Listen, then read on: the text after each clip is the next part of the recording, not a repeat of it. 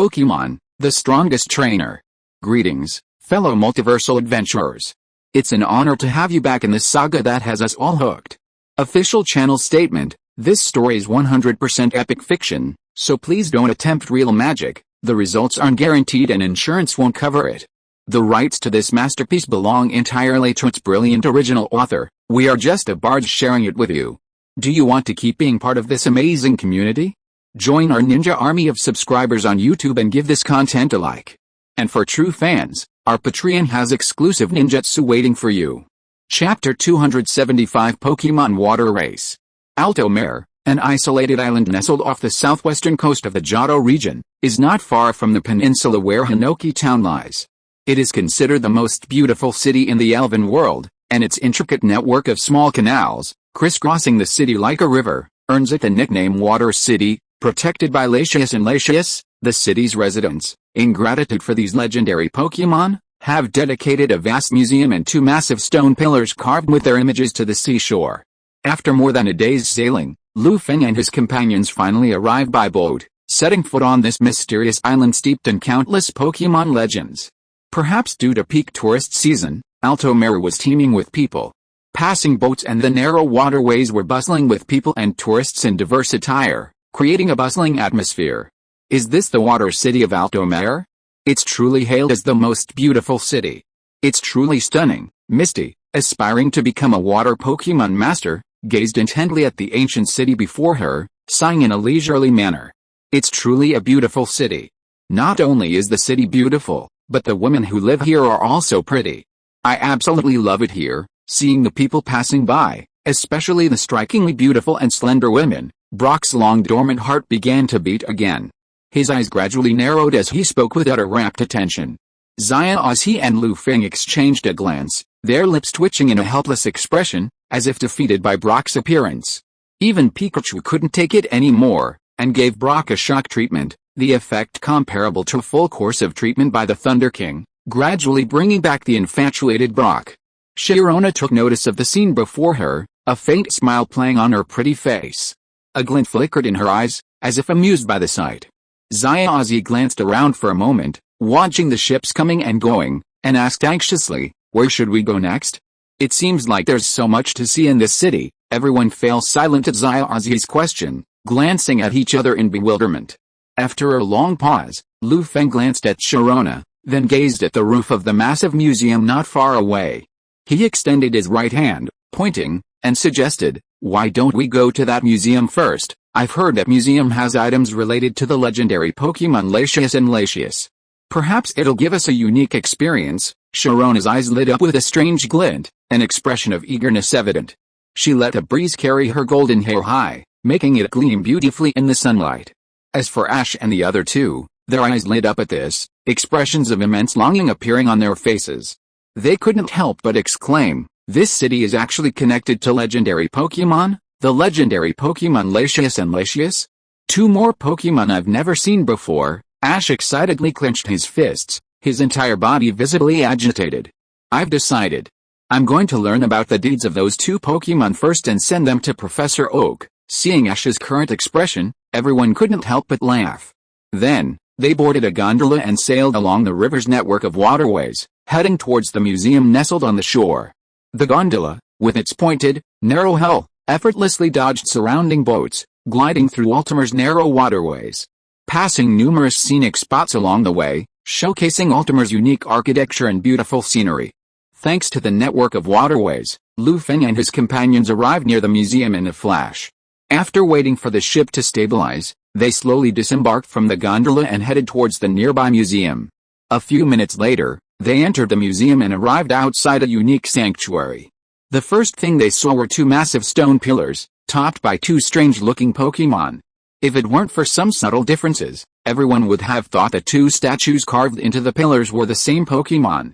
"Are these Latias and Latias?" Ash looked up at the stone statues before him, pulling out his Pokédex to check, muttering in a daze. Pikachu gasped as he gazed at the two massive statues. Sharona stepped forward, unearthed her device, and photographed the two massive Pokémon statues, carefully preserving them. She whispered, "These are Latias and Latias, the guardians of Altimer, Misty and Brock were stunned by the overwhelming presence, lost in thought, unable to react for a long time. After receiving Sharona's explanation, Ozzy casually glanced around and followed the others deeper into the temple, where he noticed traces of fossilized Pokémon on the temple floor and the Tower of the Sun in a corner. A puzzled expression crossed his face, and he pointed to the Tower of the Sun in the corner, unable to resist asking, "Champion Sharona, do you know what that device in the corner is used for?" Everyone instinctively looked in Ozzy's direction, observing the Tower of the Sun before them with curiosity. Sharona struggled to recall the relevant information, a wry smile flashing across her face. She shook her head and said to Ozzy, "I'm sorry. I don't know what this device is used for either." Ozzy sighed in disappointment, only suspecting that the device before him might have some special purpose. Seeing this, Feng chuckled softly, drawing everyone's attention. He then began to explain in a resonant voice, "This device is called the Tower of the Sun. It was built by the people of Altomare to express their gratitude to Latius and Latius. While its purpose is still unknown, it's likely a very important device." Clap, clap, clap. Shortly after Feng finished speaking, a burst of intense applause erupted, resonating like thunderclaps throughout the quiet museum. The next moment, an elderly man with a white beard stepped forward, clapping Feng vigorously and speaking with a broad smile. "You are right, sir. This device is indeed the Tower of the Sun. It was built by the local people for peace, as a token of gratitude for Latius and Latius's assistance to Altomare." Upon hearing the old man's words and observing his attire, Sharona and the others realized he was likely a museum staff member, a guide, and quickly pleaded with him. "Grandpa, I'm Ozzy from Pallet Town. Could you please explain the history of the museum to us?" The white-bearded elder, sensing the crowd's thirst for knowledge, nodded with a chuckle. "I'm Ben Gray, the museum's guide. If you'd like to learn more, please follow me over here." Ben Gray then ushered everyone to a nearby chair and began carefully explaining the museum's contents and the historical legends they contained. Everyone sat quietly, listening intently to Ben Gray's descriptions, their faces filled with amazement. As time passed, Ben Gray recounted some of the museum's history, leaving them with a profound understanding. Meanwhile, Ben Gray noticed that Feng and the others were dressed differently from the locals of Aldomar, and, suspecting they were tourists, he quickly reminded them. "By the way, there's a Pokémon water race happening soon on the island. If you're interested, you can head to the docks to join in. Equals Greek letter Omega equals Pokémon water race." Ash's eyes lit up at Ben Gray's words, and he ran towards the race venue without looking back. "Everyone, I'm off to the race now. When you're done, find me at the venue." Ash, Misty and Brock began to call out his name, but before they could finish, he vanished from sight, leaving them feeling helpless. "Oh my god. Why is he like this again?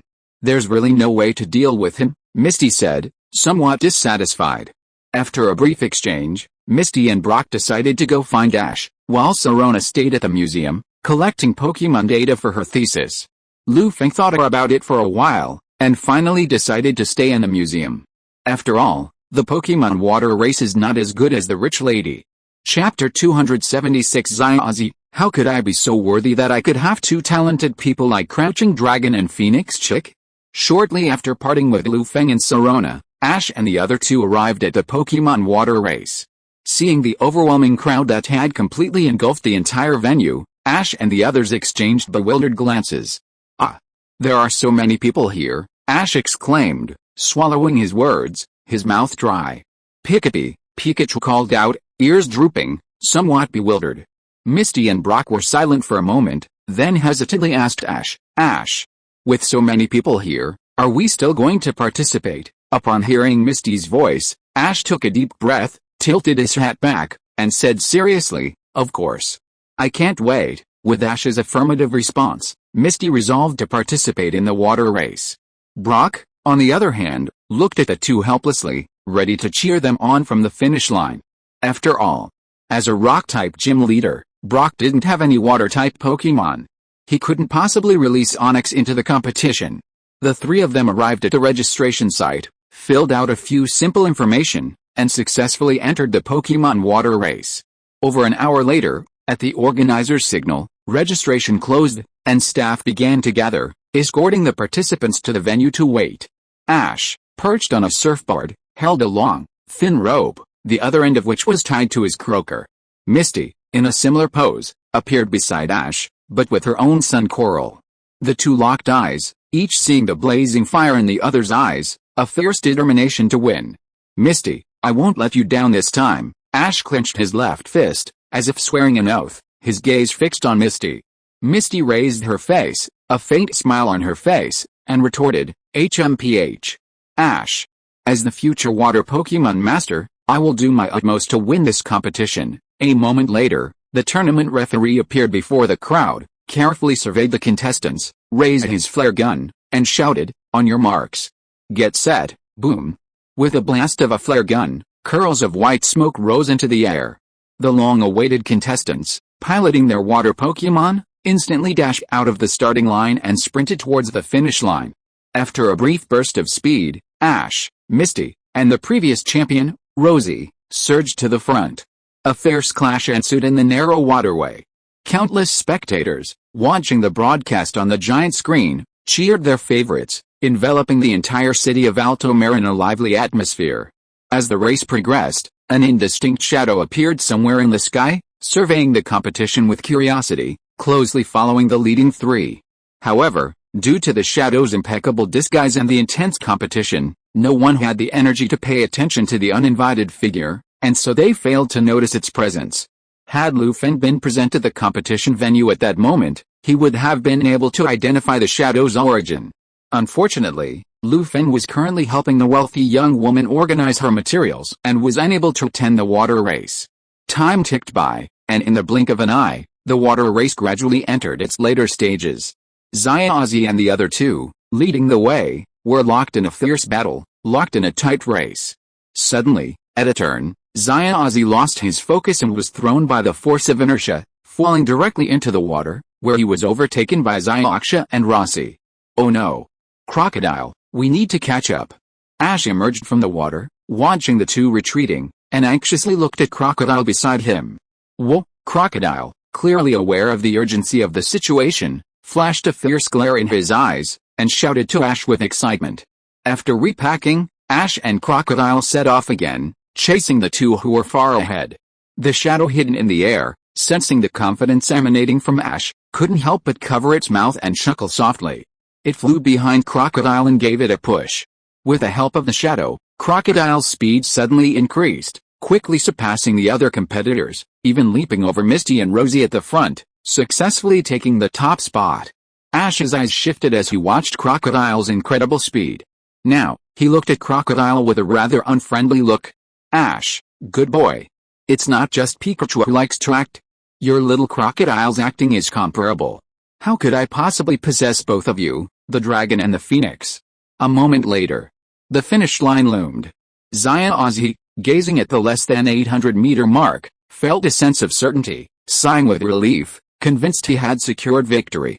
But Crocodile is Crocodile, always capable of the unexpected. As the final bend approached, Crocodile, overrun with speed, couldn't stop and hurtled down the wrong lane, carrying Ozzy directly into the stairs and tumbling heavily into the water.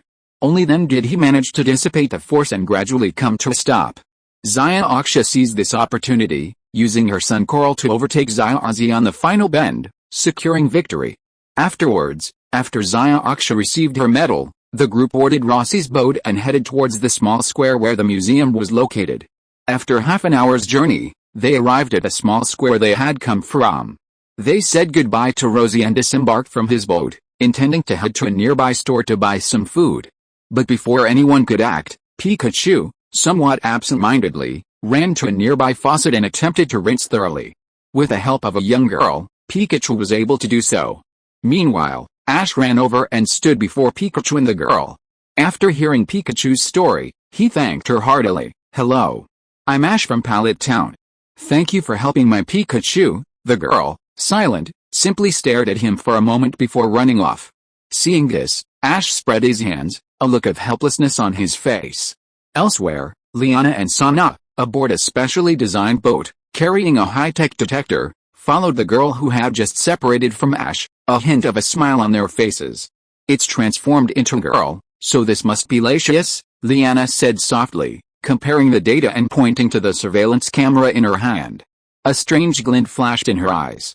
Hearing Liana's words, Sana carefully examined the girl for a moment, then put on her sunglasses and whispered, "She's quite cute." Through the detective lens of her high-tech glasses, Sana saw the girl's true form, from a human girl to Pokémon walking upright. Then, just as in the original story, Sana and Liana approached the girl, took out their Pokéballs, and revealed Lacius's identity, sending it fleeing in the opposite direction. Anticipating this, Sana and Liana calmly released their Sunavi and Ariatis to attack Lacius. Facing the two Pokémon in pursuit, Lacius was stopped by the two Pokémon. Fortunately, Ash and Pikachu appeared and rescued Lacius. Thanks to Lacius's familiarity with Altomare, they successfully evaded Leon and Sana's pursuit and returned to the small plaza where they had first met. Ash looked at Brock and Misty, seated on a bench in the plaza, and was about to introduce his friends to Lacius, but before he could speak, the young girl Lacius had transformed into vanished again.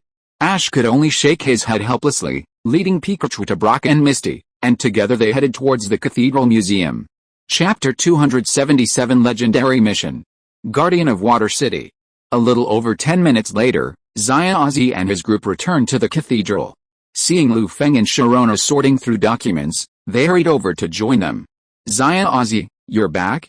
I wonder how your match went. Sharona noticed Ozzy and the other two returning, smiled faintly, and inquired about their match. Well, Ozzy's face flickered with embarrassment at Sharona's question, and he couldn't help scratching his head. Misty won the match. I was careless this time. Crocodile didn't dodge, otherwise the victory would have been mine. Sharona glanced at the three of them in confusion, her eyes filled with bewilderment, somewhat bewildered. Aksha glanced at the unwilling Ozzy, and with a hint of smugness, she explained what had happened, explaining to Sharona what had happened. Sharona, now understanding the whole story, smiled at the unconvinced Ozzy, her body trembling. Lu Feng stroked his chin, glanced thoughtfully at Ozzy, then looked towards the second floor of the cathedral, as if searching for something. He knew full well that according to the plot of the movie, Ozzy would accidentally stumble upon the girl cannon, triggering a series of events. Lu Feng, are you looking for something? Xiagang asked quietly, noticing Lu Feng's unusual behavior. As Xiagang's voice rang out, everyone's attention unconsciously focused on him, their expressions filled with curiosity. Lu Feng, observing this, shook his head slightly, his expression unchanged, and perfunctorily replied, "Nothing. I just sat here for so long, my neck is a little sore, and I need to stretch it out." Hearing this, Sharona glanced at him quietly with her beautiful eyes. For some reason, she felt that Lu Feng's action seemed to have a deeper meaning, and that it was not as simple as he said. The others nodded subconsciously at Lu Feng's words and stopped paying attention. Ozzy silently averted his gaze, but a sudden glimpse of a cannon gathering his supplies from the second floor of the cathedral caught his attention. Isn't this the girl from just now? Ozzy thought to himself. As the cannon left, Ozzy became anxious and turned to the others, saying, "Everyone, let's go back to the Pokémon Center.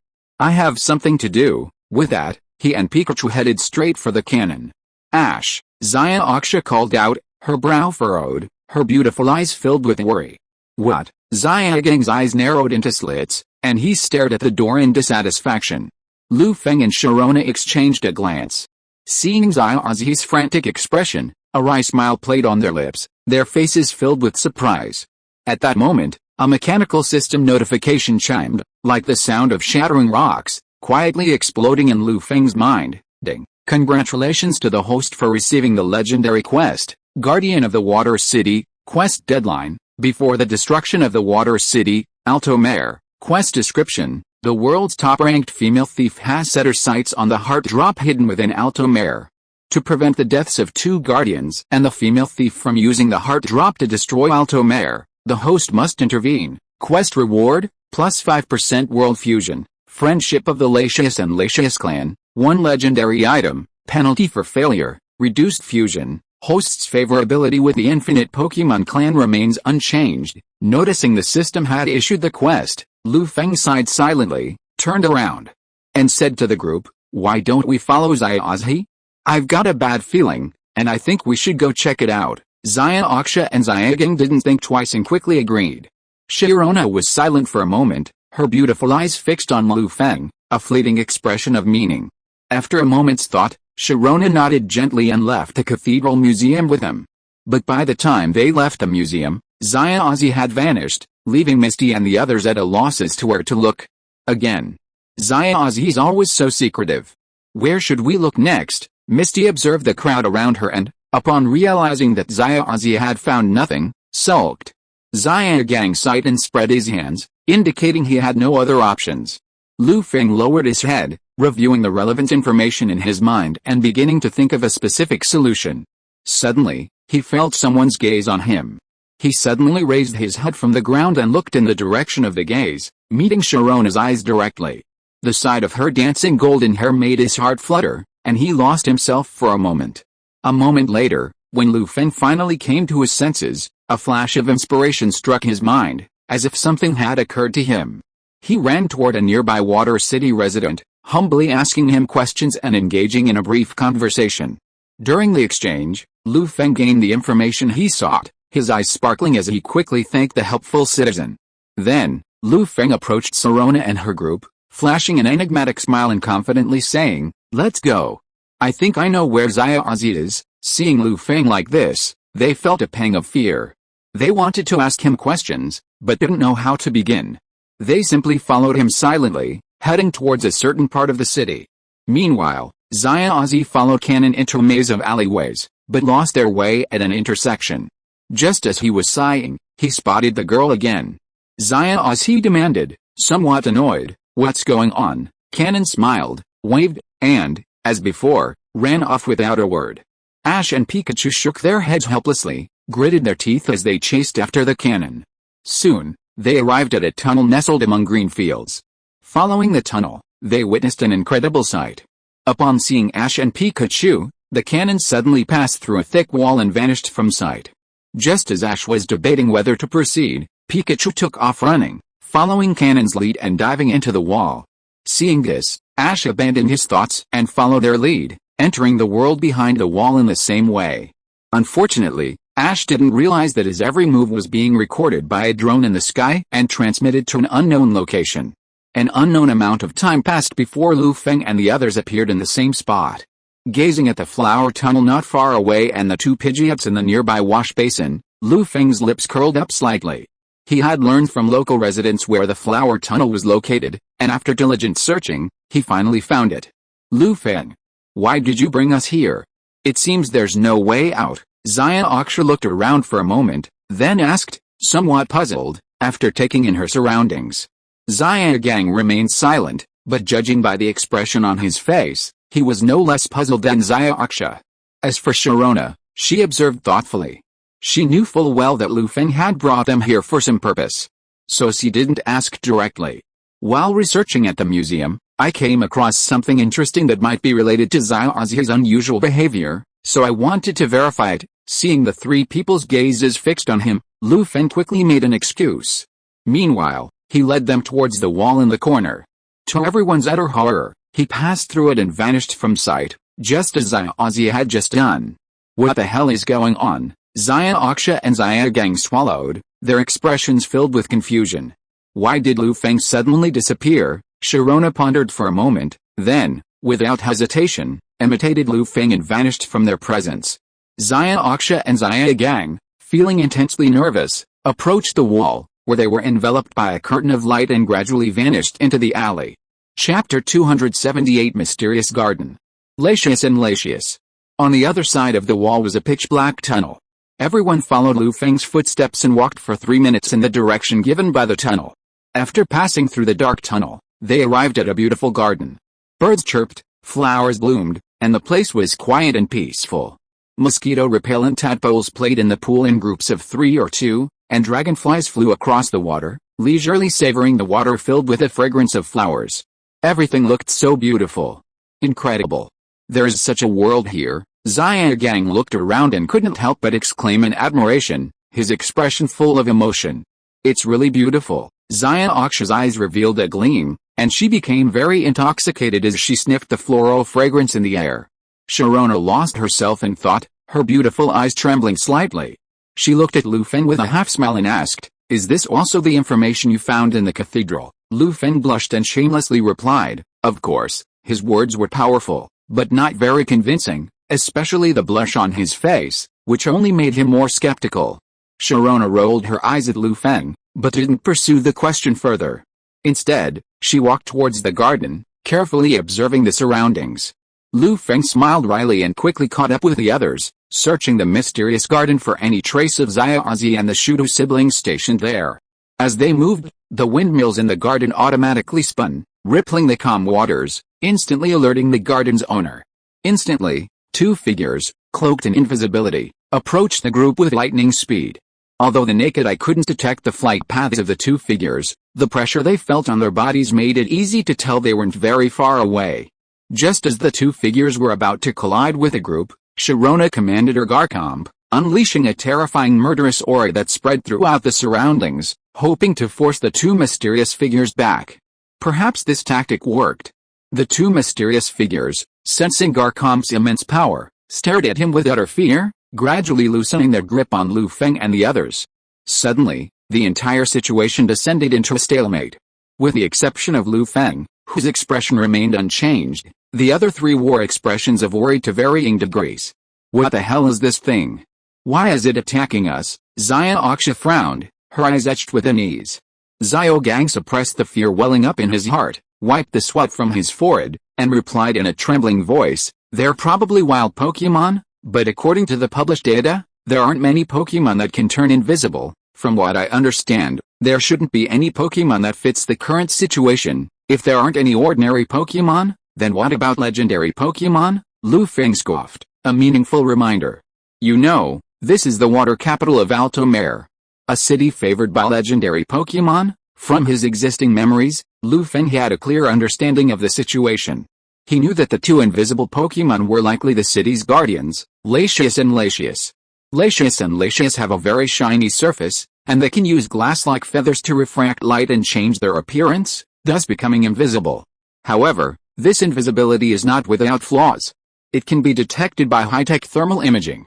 This is why, in the original historical trajectory, Lian and Sona were able to easily detect the two invisible Pokémon.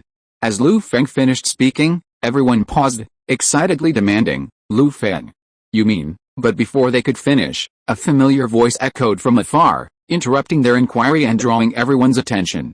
Xiaozi, who had vanished, suddenly ran over from a short distance, accompanied by two figures. They anxiously shouted, "Latius, Latius, stop, they're not enemies, they're my friends." The invisible Latius and Latius paused in thought, glancing at the group suspiciously. Silently sensing their presence, they gradually descended from mid-air, exiting their invisible state. Woo-woo, sensing something, Latius and Latius fixed their gazes on Lu Feng, their faces agitated. They hummed non-stop, hovering around him for a long time, refusing to leave. Latius and Latius could sense a certain alluring and familiar aura from Lu Feng, a fatal attraction that held them captivated and unwilling to part. Through close contact, Lu Feng could clearly sense that the two water deuce before him had likely recently reached adulthood, their strength roughly at the level of a quasi-king. They were most likely sent out by the Latius and Latius clan for training. Lu Feng couldn't help but feel a deep sense of regret, a flicker of disappointment in his deep eyes. It seems that if I want to find a pair of water deuce matching my current strength and obtain the right wool from them, I'll have to attend Hoopa's legendary war party, Lu Feng thought silently. It's Latius and Latius, after all. Xiagang and Xiaoxia stared at the two red and blue water deuce before them, their mouths slightly open in disbelief. Sharona's beautiful eyes narrowed unconsciously at the sight before her, and she slipped into trance, letting her golden hair ruffle in the breeze. Lu Feng gazed thoughtfully at the two infinite Pokémon beside him, calmly playing with them. Xiaozi, Kanan, and Ben Gray, who had just arrived before Lu Feng and his group, stared at the scene before them, stunned for a long moment, as if their computers had crashed. Then, through Xiaozi's explanation, everyone finally understood everything, clearing up any misunderstandings and reconciling past grudges. From Xiaozi's words, Sharona and the others finally learned that Kanan and Ben Gray were descendants of the family that had protected the secret garden for generations, for Latius and Latius. Led by Kanan and Ben Gray, they visited the site of the stone inscriptions within the garden, helping Sharona gather relevant research information and data. "So this is the true legend of Alto Mare," Sharona exclaimed with emotion, taking out her device and translating the inscriptions from the stone. "It's truly shocking, Ben Gray and Cannon exchanged a look, then solemnly addressed the group, pleading, I hope you will keep the secret a secret and not let anyone else know, Mr. Ben Gray, rest assured. We won't reveal this secret. Feng and the others nodded silently, agreeing to Ben Gray and Cannon's request and promising to protect the secret from everyone else. Sharona was silent for a moment, silently deleting some of the information she had just recorded, retaining only a few images of Lacius and Lacius, along with their descriptions. From this brief exchange, Sharona had already obtained the information she sought. Understanding some of Lacius and Lacius's habits, enough for her to complete a research paper. Over an hour later, as Feng and the others were about to leave, Lacius and Lacius clutched the corners of his clothes with reluctance, seemingly reluctant to let him go. After much persuasion from Feng, they finally loosened their clothes. They gave him a forlorn look and whined. Seeing this, Ozzy dejectedly said, Feng, did you cast some kind of magic? Why do Lacius and Lacius seem to like you so much? Before Feng appeared, Lacius had been quite fond of his presence. But since Feng's arrival, Lacius had been like a cat smelling fish, running straight to him, which made Ozzy quite jealous. Ozzy, it was obviously me first. Ooh. Upon hearing this, the others pricked up their ears, awaiting Feng's response. They naturally shared some of Ozzy's doubts, but out of respect, they refrained from inquiring. Feng gazed toward the sky, a faint smile playing on his lips. With a twinkle in his eyes, he replied, perhaps it's because I have the aura that Lacius and Lacius like, Greek letter omega? Upon hearing Feng's response, everyone fell silent for a moment. They looked in his direction and curled their lips, a gesture of approval. Then, Cannon rowed a small boat, transporting everyone out of the mysterious garden into the Pokémon Center in Aldemer. Chapter 279, The Disappearing Heart Drop in Lacius. The moonlit night was cool as water, the morning stars dim. Feeling the cool breeze from the windowsill, Feng shivered slightly, abruptly awakening from his sleep. He glanced at the communicator beside him, seeing the time displayed on the screen at 11:50 p.m., and silently climbed out of bed. Feng glanced at Satoshi and Brock, sleeping soundly in their beds nearby. He sighed softly and carefully dressed, fearing any noise would wake them. He carefully checked his belongings, making sure they were packed. He gently opened the door to his dormitory and walked out. He headed towards the Pokémon Center entrance, intending to use the deep and quiet night to complete a legendary quest issued by the system. Feng knew that according to the original history of the water city of Aldemer, the female thieves Leon and Sana would have infiltrated the mysterious garden at this time to steal the heart drops within. If he went there at this time, he would definitely be able to stop them.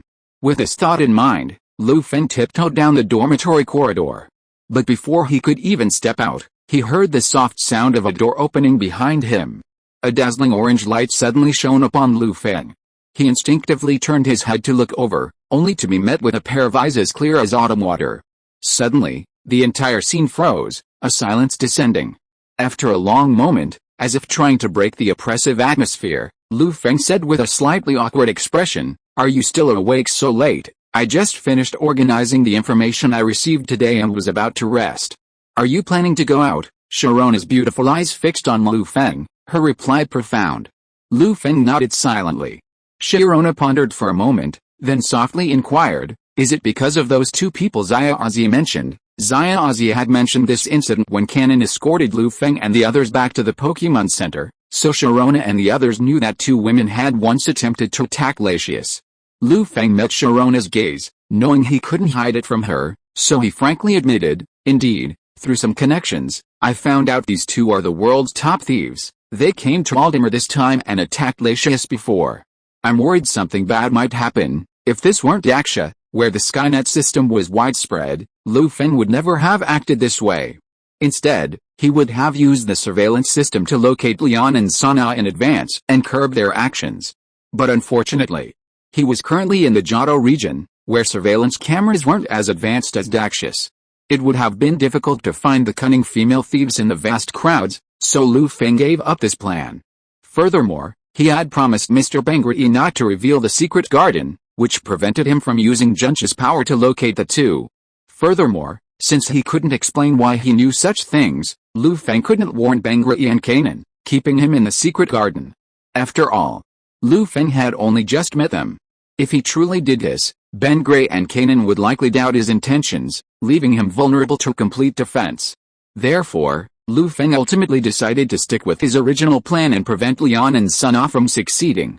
He would have them go inside and learn how to pick locks with toothpicks from Kyaner, completing the system-assigned task.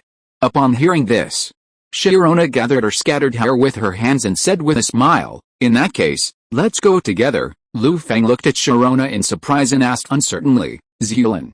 Oh, Sharona. Are you coming with me too? Protecting the region's peace and combating crime is a champion's duty." Sharona blushed inexplicably at Lu Feng's words and nodded gently. Lu Feng's address of her as Zhulin reminded her of her grandmother. Only someone as close as her grandmother would call her Zhulin, everyone else would simply call her Sharona. For a moment, a pause. Sharona's heart suddenly became a little confused. After seeing Sharona nod, Lu Feng looked at the time and knew that he could not wait any longer. He quickly released his Garcomb, pulled up Sharona, who was still in a daze, and flew towards the mysterious garden they had just visited today. On the other side, the mysterious garden of Autumner, Latius and Latius.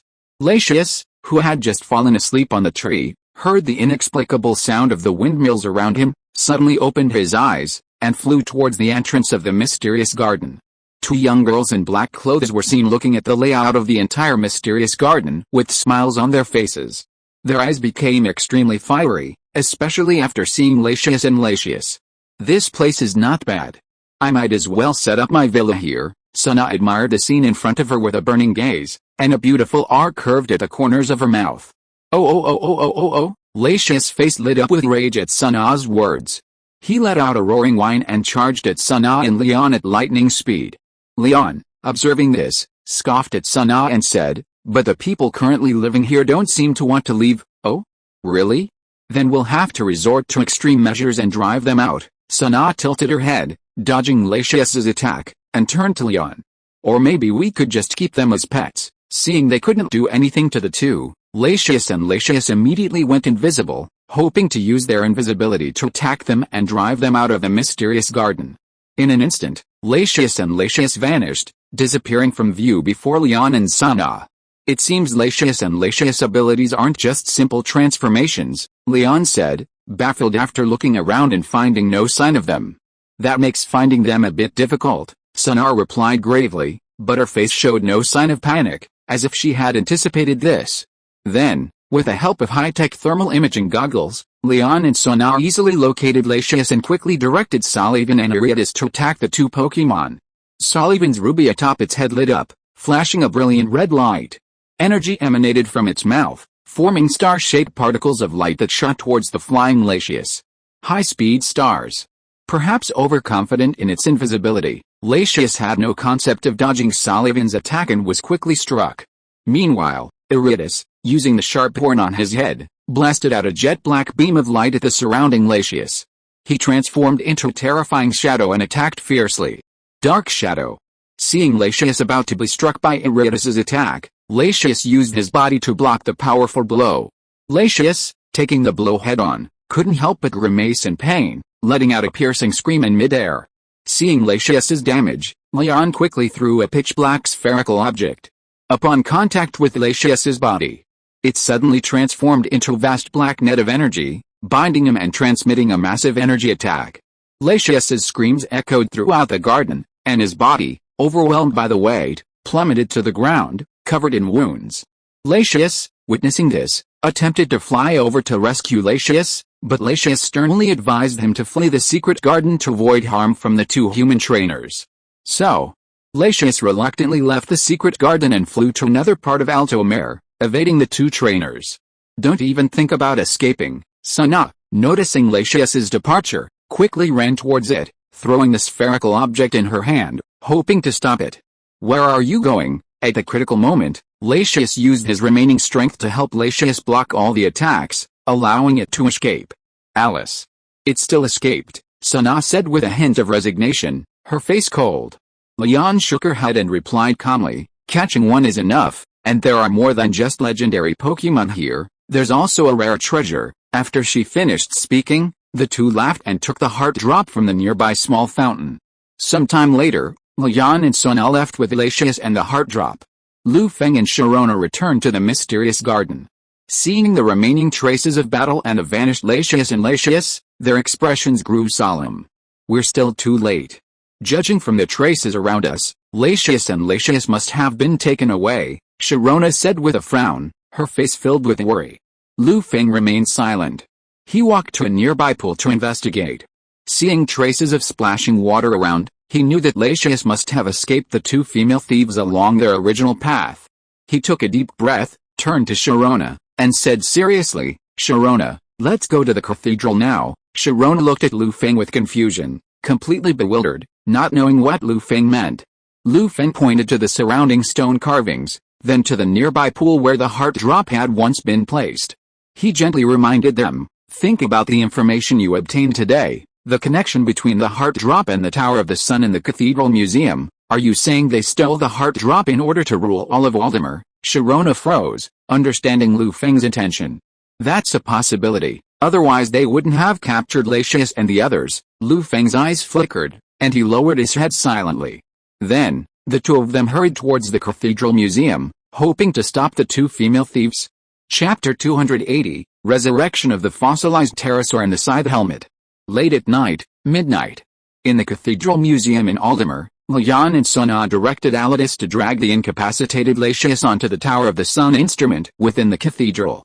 As if triggered by some unknown mechanism, the moment Latius' body was placed on the platform, the entire device sprang into action. Under the control of the device, Latius' body floated in midair, emitting a shrill whine. Leon's smile widened as she watched. She hurried to the nearby control panel, deftly stepped onto the seat, and began fiddling with the instrument with her hands.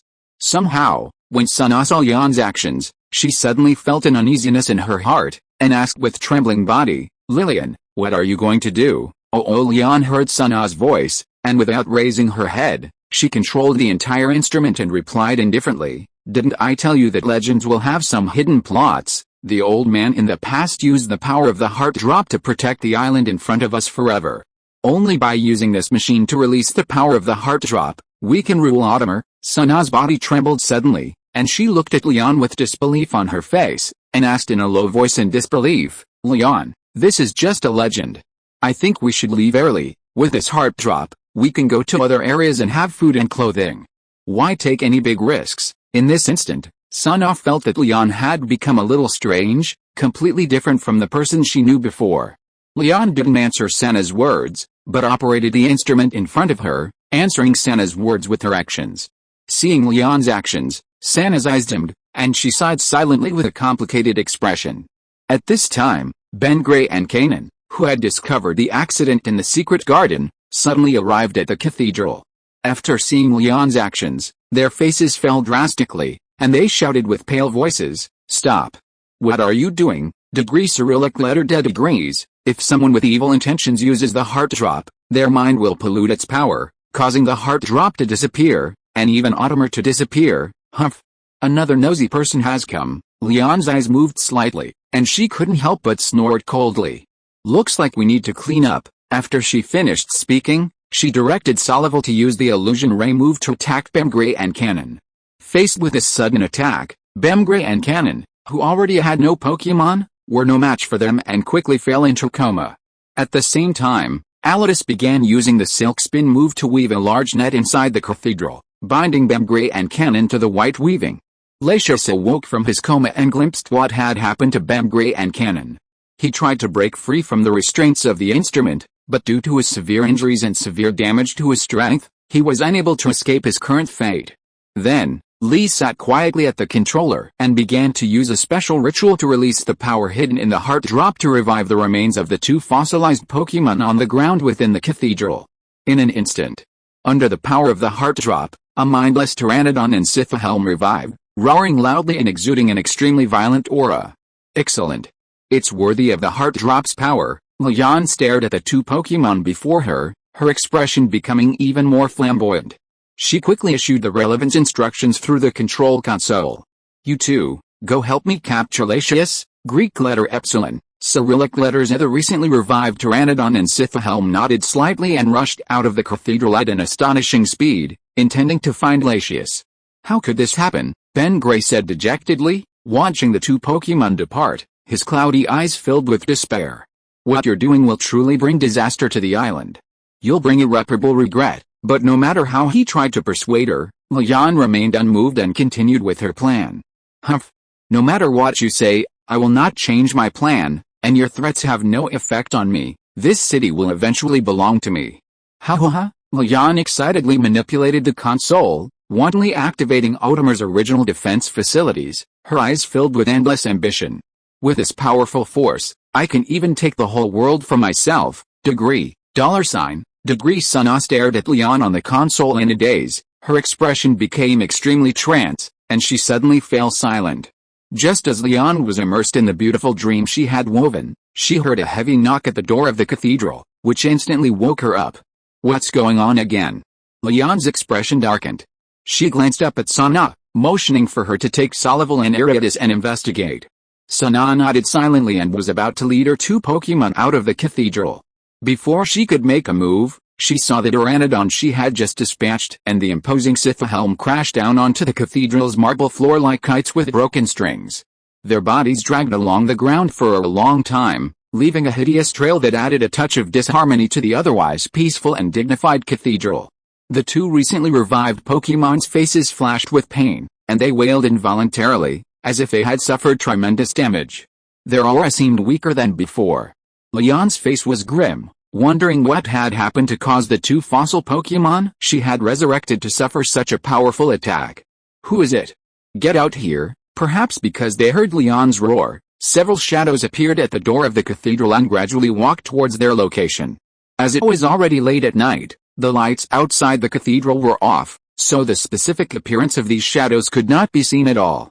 The heavy footsteps of shoes stepped on the marble floor, and the clatter sound echoed throughout the museum, making everyone's heart rise in the air, and they seemed a little uneasy.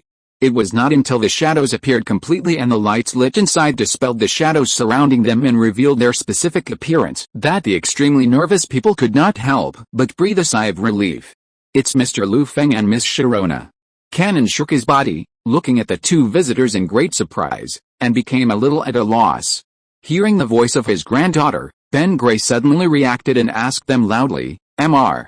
Lu Feng and Miss Sharona, please stop the actions of these two people, otherwise Otimer will be in big trouble." At this moment, Ben Gray did not think about why Lu Feng and others suddenly appeared in the cathedral, but just wanted to stop Leon and Sana's actions to prevent the ancient legend from becoming a reality. Lu Feng looked up at Ben Gray, nodded solemnly and said, "Mr. Ben Gray, please rest assured. Sharona and I came here this time to stop the actions of these two female thieves." As if to prove Lu Feng's statement, Sharona nodded at the two of them, which made them feel a lot more at ease. "Land Shark, Dragon Claw." Upon hearing this, Lu Feng's Garchomp raised his right toe high, manifesting a huge dragon claw, and carrying a powerful momentum, he rushed straight to the position of Ben Gray and Cannon. Dragon Claw. Only to hear the sound of tearing, and Ben Gray and Cannon, who were bound in the spider web, were successfully rescued. Because this happened in an instant, Leon and Sana didn't react at all, and could only watch Garchomp rescue Ben Gray and Cannon. When they fully came to their senses and saw the scene in front of them, a gloomy expression appeared on their faces, as if shrouded in haze, exuding an aura of anger, which made people afraid and dared not approach. "No matter who you are, dare to stop my plan, I will make you pay for it." Leon's expression became gloomy, and she shouted sharply, "Solve, Iridius, and the two of you, all come at me, equals 3. As Leon's voice fell, the four Pokémon rushed towards Lu Feng side by side, revealing a violent aura in their bodies, as if they wanted to tear Lu Feng to pieces. Glancing at the four Pokémon gradually approaching, Lu Feng silently shook his head, curled his lips, turned his gaze to Garchomp, signaling it to fight back. Chapter 281, On the Eve of Destruction, Otimer's Drastic Change. Lu Feng's Garchomp raised its right arm, and with wings sharp as shark pectoral fins, it launched a unique and beautiful attack towards the nearby scythe. Infused with dragon energy, Garchomp's wings became incredibly hard, seemingly capable of slicing through air resistance and shredding everything in sight. A double slash. The newly revived scythe was no match for this attack. Without a trainer's guidance and having slept for so long, its body's reactions couldn't keep up with Garchomp's movements. In the moment of impact, scythe was slammed back into the nearby wall, leaving a massive crack and destroying its original beauty. Furthermore, The pterosaur swooped down from the sky, carrying a tremendous force, and was about to collide with Garchomp, sending it flying and inflicting heavy damage. Garchomp's gaze became intense, piercing. He curled up, dodging the pterosaur's attack. Using a Tai Chi technique, he used the pterosaur's force to fling it forward, slamming it hard into Scyther, who was trying to rise nearby. Roar! The pterosaur roared in pain, accidentally scratched by Scyther's sharp side, his expression grim. Scyther, attempting to scramble free, was completely embedded in the wall after being struck by the pterosaur. He struggled for a long time, unable to free himself. He could only tremble feebly, stabbing the ground with a sharp blade in an attempt to free himself. Garchomp regarded the two Pokémon with a cold gaze.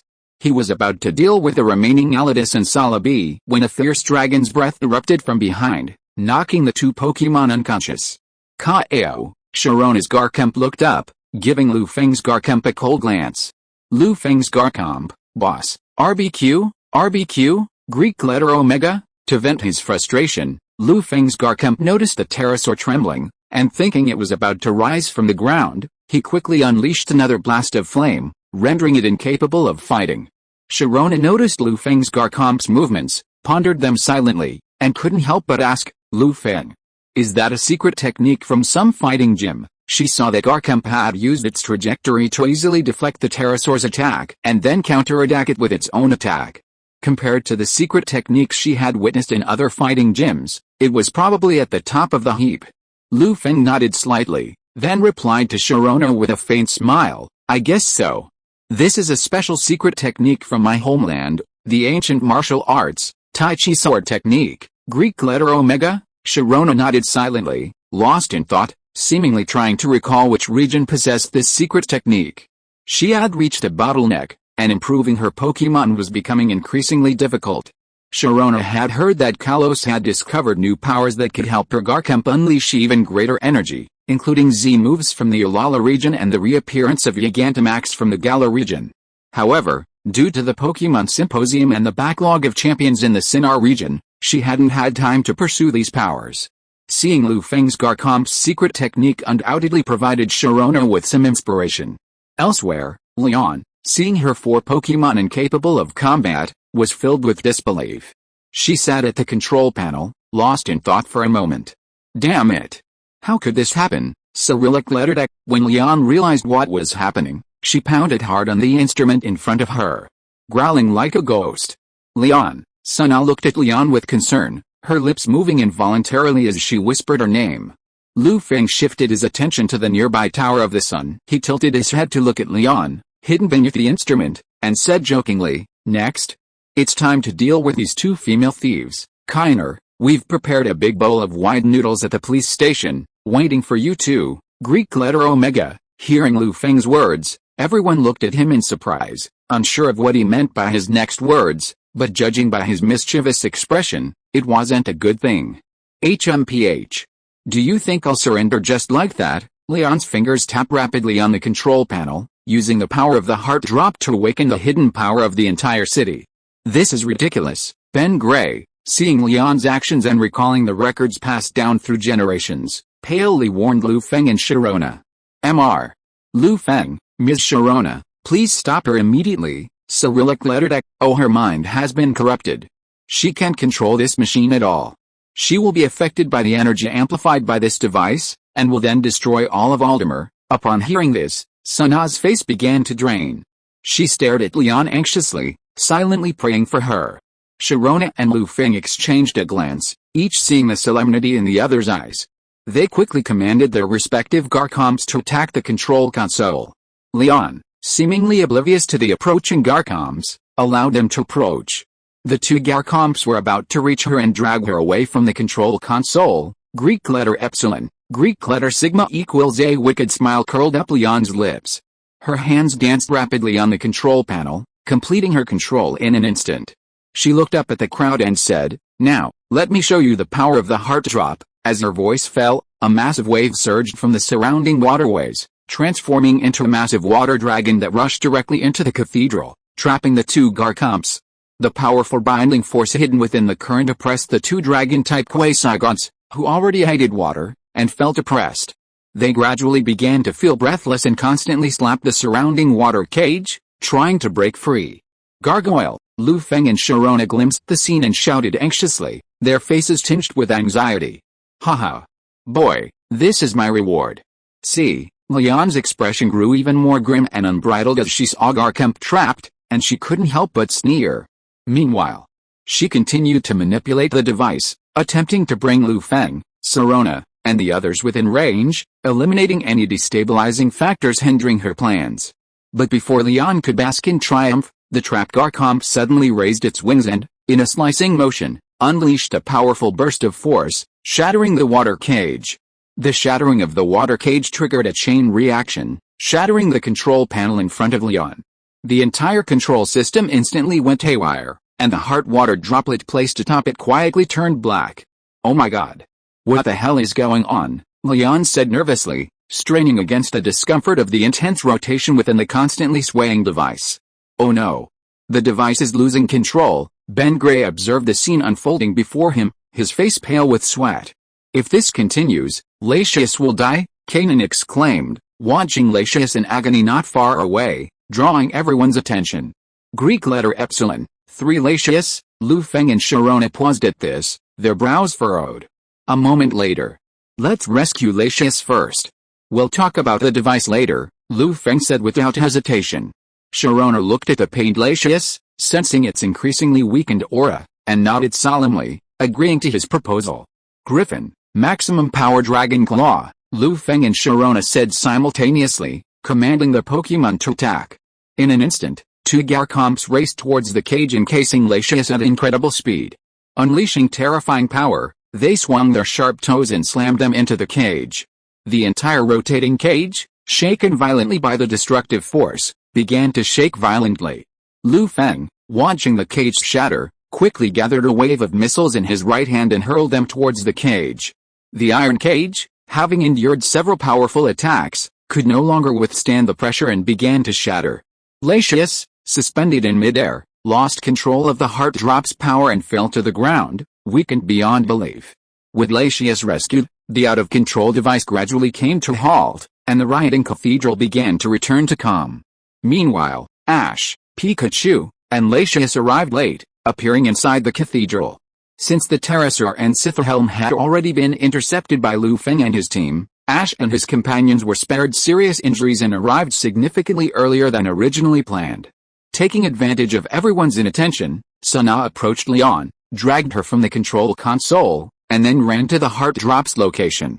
Just as she was about to take the heart drop back and retreat, she saw that the heart drop's color, for unknown reasons, had suddenly changed to an unholy dark red, emitting an eerie and ominous aura that sent a chill down her spine. What the hell? Why has the heart drop become like this? Sana muttered in dissatisfaction, just as she was about to touch the transformed heart drop. It's completely changed color. What should I do? Ben Gray heard Sana's voice, looked up at her, and shouted anxiously, "Ah! Don't touch that," but his words were too late. As Sana's right hand touched the heart drop, a sudden burst of intense light, so eerie and dazzling that it was impossible to open your eyes. With a crackling sound, the heart drop suddenly shattered, turning into countless tiny fragments that scattered throughout the cathedral. At the same time, the previously stagnant equipment, under the influence of an unknown force, began to operate again, entering an uncontrollable mode. Eerie red arcs danced, and the ancient device whirred rapidly, causing everyone to feel a sudden sense of unease. Countless hidden defenses within Ottomer began to spontaneously emerge, blocking off all the island's streets. The surrounding sea began to surge violently, with raging waves crashing against the island, stirring up terrifying tsunamis. At this moment, it felt as if doomsday had descended upon the water capital of Ottomer, about to annihilate the island. Chapter 282 New Hope. The second heart drop. Boom, a deafening sound echoed, and the entire cathedral museum shook violently, sending up a shower of dust and ash that blinded everyone. If everyone hadn't grabbed hold of nearby objects to steady themselves, the sudden and violent tremor would have undoubtedly caused them considerable damage. What the hell is going on? Is there an earthquake? Ash gasped, clinging tightly to a stone pillar in the cathedral, unable to help but exclaim. Pikachu clutched Ash's clothes tightly, his body floating in midair, his eyes tense and bewildered. The others, also shaken by the sudden earthquake, looked grave. "It's likely the fulfillment of an ancient legend," Ben Gray sighed, his eyes fading as if remembering something. Cyrillic lettered Obangri remained silent, merely gazing at Kanan with sorrow, his entire being filled with desolation and despair. "What the hell is going on, Mr. Bangri?" Misty and Brock, who had arrived from behind, said in bewilderment upon seeing Bangri and Kanan's grave expressions. Sharona recalled the information she had gathered, sighed silently, and softly explained to Xiaozi and his companions, according to ancient legends, if someone with ulterior motives touches the heart drop, their turbid mind will pollute it, causing it to disappear, and with it, the entire Alto Mare, Greek letter epsilon. 3 A cold wind blew like a blade, and numerous small stones fell from the sky. The earthquake had not yet subsided, and the ground continued to shake.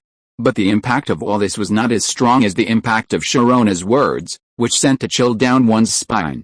In an instant, everyone fell into dead silence, staring blankly at the scene around them, silently hugging the objects around them.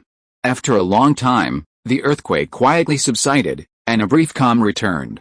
Zaya Aksha and Zaya Gang swallowed hard, exclaiming in disbelief, "This can't be real, right?" Cyrillic lettered, but no one answered their question. Serious expressions crossed the faces of the others, their gazes flickering around. Latius and Latius, upon seeing the earthquake cease, quickly flew out of the cathedral museum, soaring into the sky and hovering near the museum's pinnacle, emitting mournful whistles. Noticing their departure, Lu Feng hurriedly led his Garkump outside the museum. The remaining people, upon seeing Lu Feng's actions, reacted immediately and followed him outside.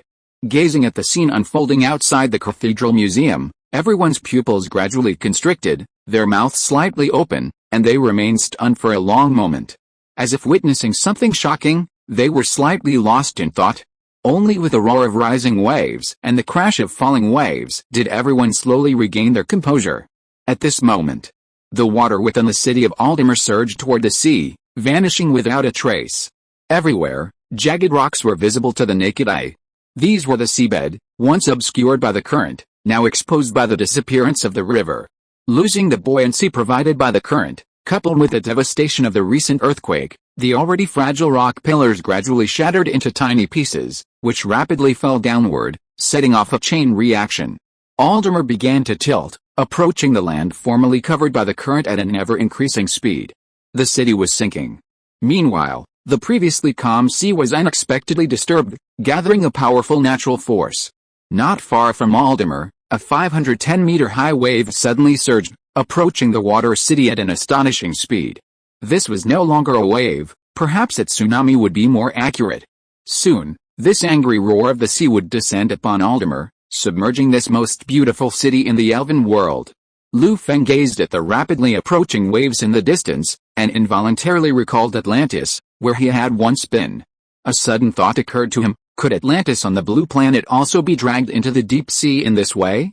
Kanan looked at the incoming waves and saw the ancient ruins swallowed by the sea in the distance.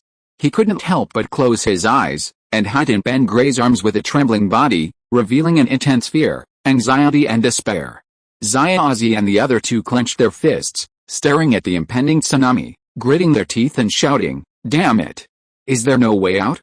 If this goes on, this city will be swallowed by the tsunami." With her hair flying and her beautiful eyes filled with anxiety, Sharona looked up at Garkump beside her. Garkump felt her gaze and silently shook his head, lowering it, and growled, "Kaya." Having spent so much time together, Garkump naturally understood what Sharona meant.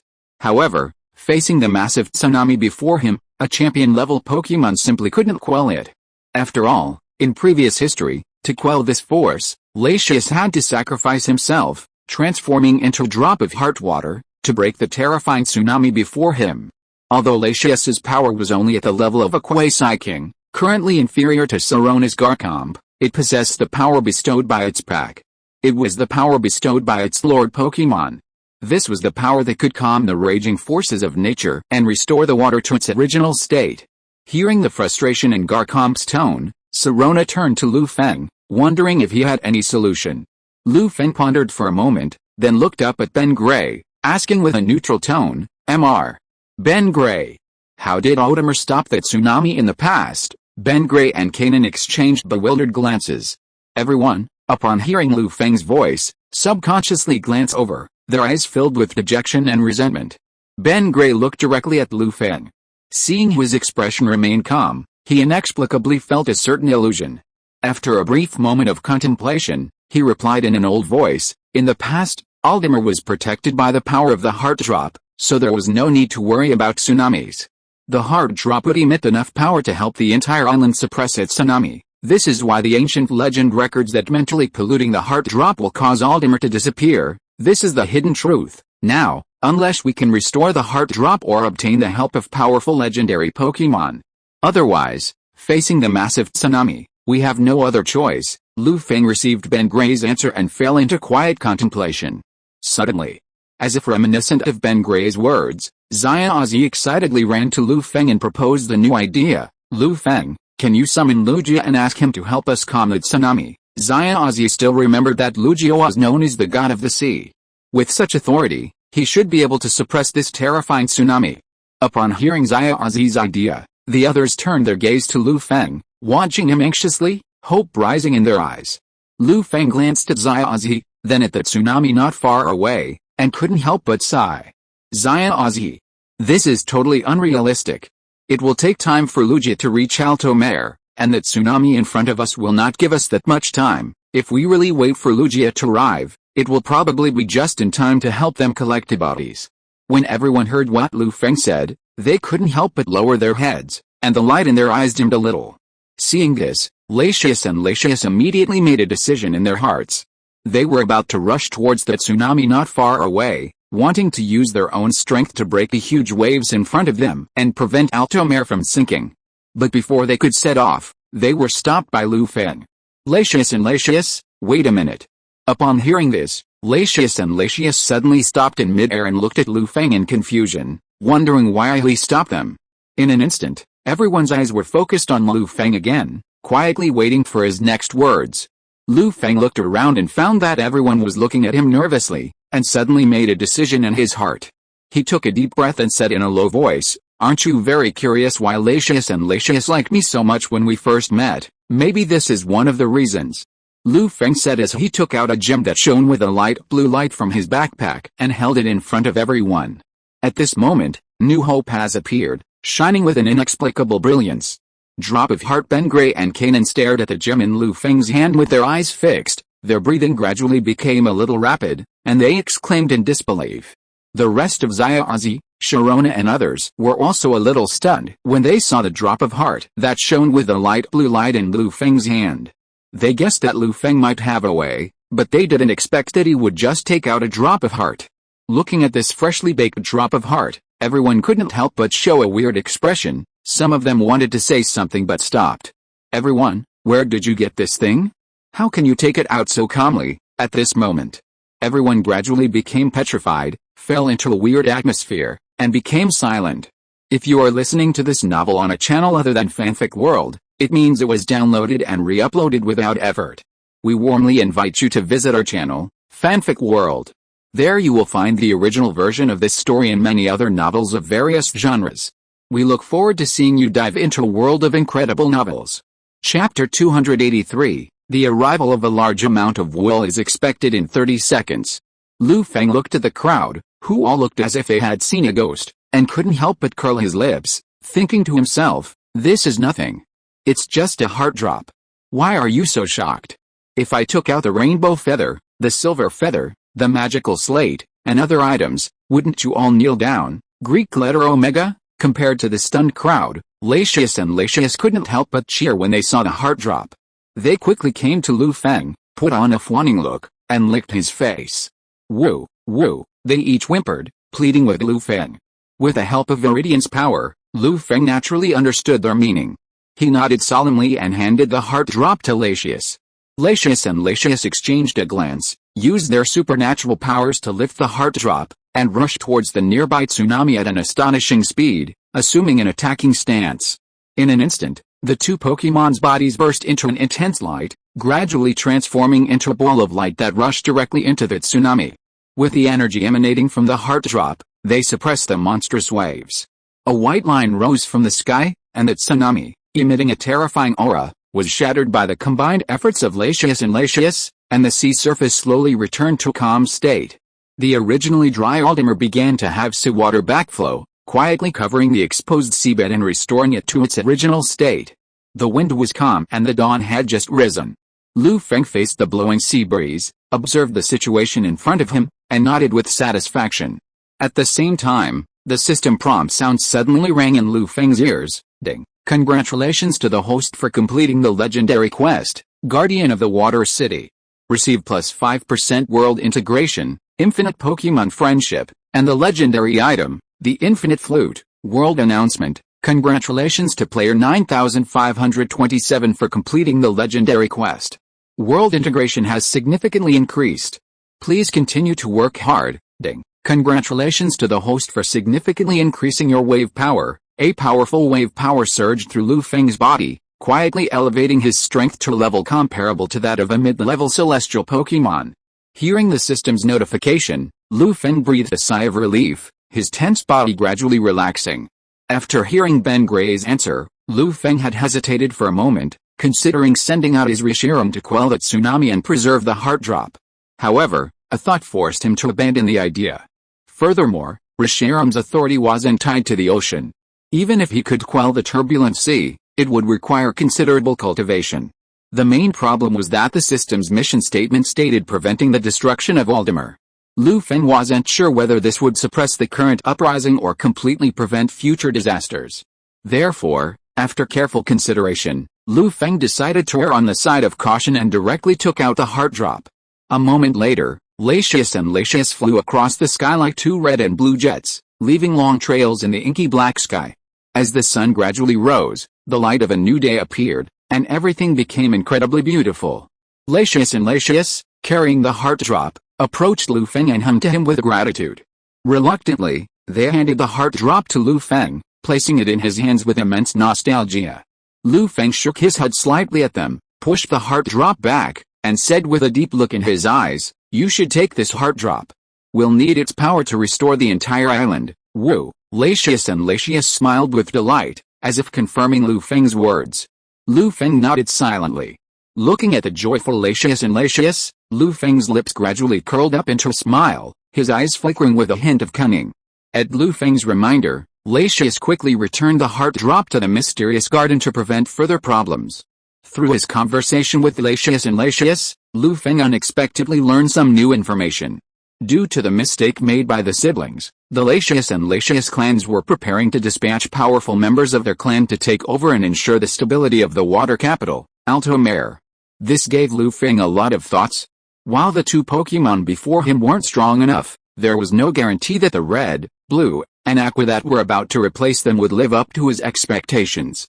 As long as he made some initial investment, using a heart drop, he didn't need to max out the favorability of Latius and the Latius clan. Would he still be worried about not getting his money back later? With his reputation as the Rainbow Hero, the Guardian of the World Tree, the Savior of the Orange Islands, and the true hero White Hero, how could the soon-to-arrive Latius and Latius not show some respect, take advantage? Lu is a professional. At this moment, Zaya Ozzy and the others finally recovered from their trance. Looking at the two Pokémon playing around Lu Feng and the sea surface that had long since returned to its original state, it felt like a dream. Seeing everything settled, Zaya Ozzy, the other two, and Pikachu breathed a sigh of relief, their faces filled with relief. Sharona smoothed her loose hair, her beautiful eyes fixed on Lu Feng, who stood not far away. An unfathomable glint shone in her eyes, and a bright smile spread across her face. Mr. Lu Feng. Thank you so much for this. Without your help, all of Aldemer really doesn't know what to do. Ben Gray strode up to Lu Feng, shook his hand tightly, and said. Kanan also bowed solemnly and gave Lu Feng a deep bow. Lu Feng looked at them with a smile, waved his hand casually, and then shifted his gaze to a nearby location. He saw the culprits, Leon and Sana, preparing to sneak out of the cathedral while everyone was distracted. Seeing this, Lu Feng couldn't help but sneer and ordered Garchomp to stop them. He then expertly took out his communicator and called Dodo back on the quartz plateau, explaining what had just happened in detail. Seeing their escape hopeless, Liana and Sana couldn't help but sigh, their faces etched with despair and frustration. Like soulless zombies, they slumped unrefined on the cold ground. At Lu Feng's repeated request, Dodo dispatched nearby specialists who quickly arrived at the Cathedral Museum entrance and brought Liana and Sana back.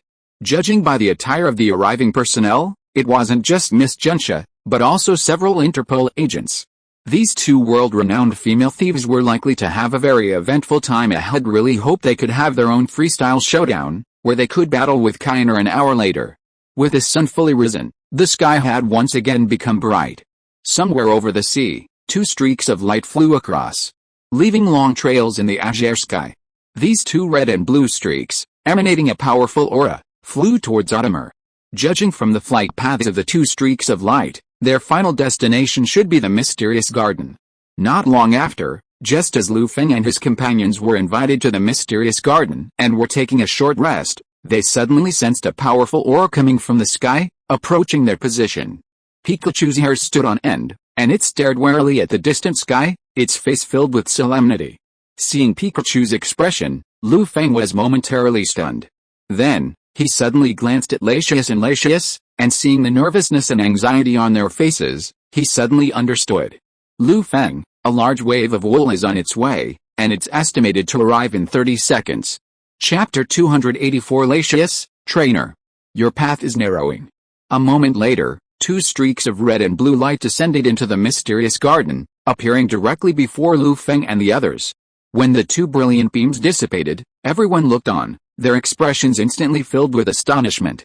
Another pair of Latius and Latius, Ozzy rubbed his eyes, mouthing a sigh of amazement. Are there other Latius and Latius in this world? Oh, the others were also stunned by this sudden scene, speechless. They could only stand there, stunned, speechless for a long time. After a while, Sharona observed the newly emerged Latius siblings with a solemn expression, and softly explained to Ozzy, Latius and Latius, like the three sacred birds of Kanto, are one of the few remaining legendary Pokémon. They can be seen in various regions, so there's no need to be too surprised. Ozzy nodded in understanding after hearing Sharona's words. Sighing, I see. Lu Feng studied the Pokémon before him with great interest, his eyes gradually becoming fiery and blazing. From the two newly appeared Latius and Latius, Lu Feng could clearly sense their specific strength. They were definitely beyond champion level. Even if they hadn't reached high legendary status, they were definitely not far behind. If compared with the reference, they shouldn't be much worse than Tapu Koko of Alala. Tapu Koko, are you polite? As soon as he thought of this, Lu Feng began to consider how to get the most out of them.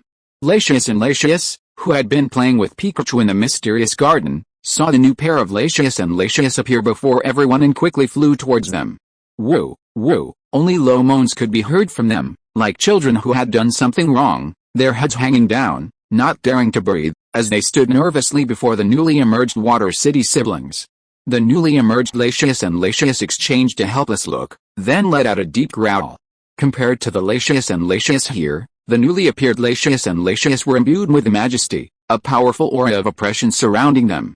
As if sensing Lu Feng's fiery gaze, their gazes gradually shifted to him. Sensing the legendary aura lingering around him, their gazes froze. They had never seen a human trainer so favored by so many high-ranking legendaries, becoming their chosen agents, and they fell silent. After a moment's silence, the two newly emerged Latius and Latius slowly flew in front of Lu Feng and communicated telepathically. Human trainer, thank you so much for helping my child. Hearing the words of the two legendary Pokémon, Lu Feng's face remained calm. He feigned seriousness, suppressing the sudden surge of emotions within him. He softly replied, no need to be polite. This is a favor between friends. I've already gone all out and established friendships. These two legendary Pokémon shouldn't feel comfortable taking my reward, Lu Feng thought to himself. Hearing Lu Feng's words, Latius's expression softened, and he nodded, seemingly pleased with Lu Feng. Lu Feng's gaze drifted involuntarily to the two timid Pokémon standing nearby, and a sudden realization dawned on him. So the princess and the prince were just trying to gain experience. No wonder they were only near kings, yet they could serve as guardians in Alto Mare. Latius, standing before Lu Feng, noticed his expression and, as if sensing some impolite intention, quickly coughed at him, drawing his attention back. He studied Lu Feng carefully for a moment, then learned the entire story from the near kings, the Water City siblings. After a moment's reflection, he reached a decision. Human trainer, that Garchomp must be your Pokémon, right? To thank you for your help with my child, I can demonstrate the laws I've mastered. I hope it will be helpful to your Pokémon." At that moment, Lu Feng felt as if struck by a pleasant surprise, his body trembling slightly. He looked at Latius in disbelief, as if trying to confirm whether he had heard something. "Latius, you just said you could show my Pokémon the laws you master." Lu Feng looked at him uncertainly, asking hesitantly. Latius growled and nodded slowly. "Okay. In that case, thank you very much." Lu Feng suppressed his excitement, trying to maintain a calm demeanor, his fists clenching tightly. Although he didn't obtain legendary resources from them this time, he did gain an opportunity to comprehend the laws, something even more precious than legendary resources. Compared to resources that require constant use to improve a Pokémon's strength, the opportunity to comprehend the laws offered by legendary Pokémon is like the sudden enlightenment in martial arts novels, rapidly increasing a Pokémon's strength in a short period of time, and without significantly affecting their basic foundation. Lu Feng knew full well that if he could capitalize on this opportunity, the strength of his Pokémon would surely soar. Standing nearby, Serona, overhearing Lu Feng and Latius's conversation, couldn't help but fill her beautiful eyes with envy, her face filled with longing. At her current level of strength, ordinary resources were no longer effective against her Garchomp. If she could gain guidance from a legendary Pokémon, perhaps she could learn how to boost its power to the legendary level. Then, Latius led Lu Feng and Garchomp to an open area within the mysterious garden. He looked up and asked, "Human trainer, are you ready? I'm about to unleash the laws I master." "Latius, can you wait a moment? Let me get all my Pokémon out first." Lu Feng's face lit up with anxiety as he heard Latius' words. He quickly addressed him. Upon hearing this, Latius glanced at Lu Feng in surprise, but nodded. He thought Lu Feng only had a few Pokémon, so a long display wouldn't be necessary, so he agreed. But when he saw Lu Feng pull out a portable Pokéball transmitter, communicate with Porygon via Rotom, and teleport all the Pokémon left to the Hirayama gym, his eyes twitched. "Latius, damn it. Can I take back what I just said?" Cyrillic lettered at Latius, "are you sure this won't seriously damage your health? Next time you make such a foolish promise, I'll hit you in the head." "Latius, but that wasn't too much?" The worst part was that Lu Feng actually pulled Sharona's Pokémon over and woke up Machado, who was training in the shadows, to exploit Latius and Latius. If it weren't for maintaining their image in front of the children, both Latius and Latius would have quit. "Latius, trainer. Your path has narrowed." Machado, having just woken up, saw this all too familiar scene, and his mouth twitched. "Enough. Another pair of victims. I guess they should have a lot to talk about with you and they can become very good friends." Machado skillfully took out a booklet and silently recorded it in words that only he could understand. "On a certain day of a certain month of a certain year, the colorful black hero successfully got the wool of the infinite Pokémon family and skillfully played a trick of borrowing flowers to offer to Buddha." Looking back, the last legendary Pokémon that had this experience was Mew of the World Tree. Facing Machado's actions behind the scenes, Lu Feng did not pay too much attention. At this time, Lu Feng had only one thing in his mind, although, except for Garchomp and Gardevoir, the Pokémon in his hands did not have psychic and dragon attributes. He should be able to get some benefits from the comprehension of this law. "You are worthy of it." The savior of Altomari, Lu Feng thought happily. Chapter 285 Heading to the Hoenn region. July 21st, Sunday. 6 days had passed since the crisis in Altomare. With the help of the legendary Latius and Latius, Lu Feng's Pokémon had once again made significant strides in strength. Garchomp, as a dragon-type Pokémon, could intuitively comprehend the laws of its own type, achieving the greatest gains among the Pokémon, reaching the late King stage. Furthermore, it had learned how to transform its essence. As long as its strength reached the peak of semi-champion, it could directly break through to the champion realm. There was no bottleneck. After all, having already grasped even the more profound laws of its own type, studying dragon-type essence was like elementary school homework for a high school student, just the skills. Furthermore, compared to Garchomp, Lu Feng's Gardevoir had also gained immensely. Not only had it learned how to condense its psychic essence, it had also increased its strength to the peak of the early semi-champion stage. With a period of further development, it should be able to achieve a breakthrough. As for the remaining Pokémon, while their power gains weren't significant, they had learned some unique techniques from the legendary level Latius and Latius, which was a welcome benefit. Meanwhile, Latius, noticing Lu Feng's special ability, offered him their clan's infinite meditation method, hoping it would help him validate Aram's legacy and cultivate his own wave power to a higher level. Lu Feng had discovered that relying solely on resources to cultivate Pokémon was far too slow, far less effective than leveraging legendary Pokémon to improve his Pokémon. He had secretly resolved to persevere in his pursuit of legendary Pokémon, unwaveringly. Meanwhile, Satoshi, Sirona, and the others had already departed. Noting the approaching time for the Silver Tournament, Satoshi and his group decided to challenge the remaining Smoky and Kaji gyms to obtain the final 2 badges in the Johto region. It's worth noting that as Satoshi departed, Lu Feng witnessed the iconic farewell kiss from a young girl, finally resolving a long-held mystery. Using his wave guide power, he finally understood whether the kiss was from the Pokémon Latias or the human girl, Kanon. To find out, watch the final scene of the movie. 2 Latias and 1 Latias fly across the sunset sky. Pretty obvious, right? Shortly after Satoshi and his group departed, Sharona reluctantly left Altomare and returned to Sinnoh due to matters in the region. Before departing, Sharona specifically asked Lu Feng about his plans. Lu Feng, you're probably going to travel to other regions next, right? Do you have any new travel plans? Lu Feng looked at the expectant Sharona, then fell silent for a moment. He lowered his head and said, next, I'll probably head to Hoenn to see its unique culture and Pokémon, and challenge the battle frontier there. Sharona's eyes flickered with disappointment, but she quickly concealed it. Lu Feng sensed Sharona's emotional turmoil and quickly said, but after my Hoenn trip, I'll compete in the next Suzerain tournament and challenge the Supreme League. Sharona's face was filled with shock, and she remained stunned for a moment. The atmosphere between them gradually became tense. When Sharona finally realized what was happening, a smile lit up her beautiful face. She winked at Lu Feng and said, in that case, I'll wait for you on Suzerain Island to challenge the Supreme League. With that, Sharona rode her Garchomp towards the Sinnoh region. Perhaps because of this lucrative opportunity, having brought along Sharona's Garchomp, Lu Feng noticed that its Sundeer Garchomp had become much nicer to him. Watching Sharona's retreating figure, inhaling the lingering fragrance, he silently shook his head and returned to the mysterious garden. Elsewhere, Sharona embraced her Garchomp, braving the fierce wind, her golden hair fluttering in the breeze. She silently reflected on this experience, sensing Garchomp's increasingly profound aura, and began to ponder. Garcho, what do you think we should prepare in return? To thank Lu Feng for your help this time, Sharona asked with a troubled look. Normally, gifts can't compare to this assistance. It's really a headache, Garchomp growled, but didn't answer her question. It was clear that Garchomp was well aware of the Sinnoh champion's character. If he spoke casually, it would easily lead to confusion. So, he remained silent, leaving Sharona to her own wits' end. A moment later, Lu Feng returned to the secret garden and was met with the resentful gazes of the 2 legendary Pokémon, Latias and Latias. His face flushed, and he felt a touch of embarrassment. After a moment's reflection, Lu Feng decided to leave.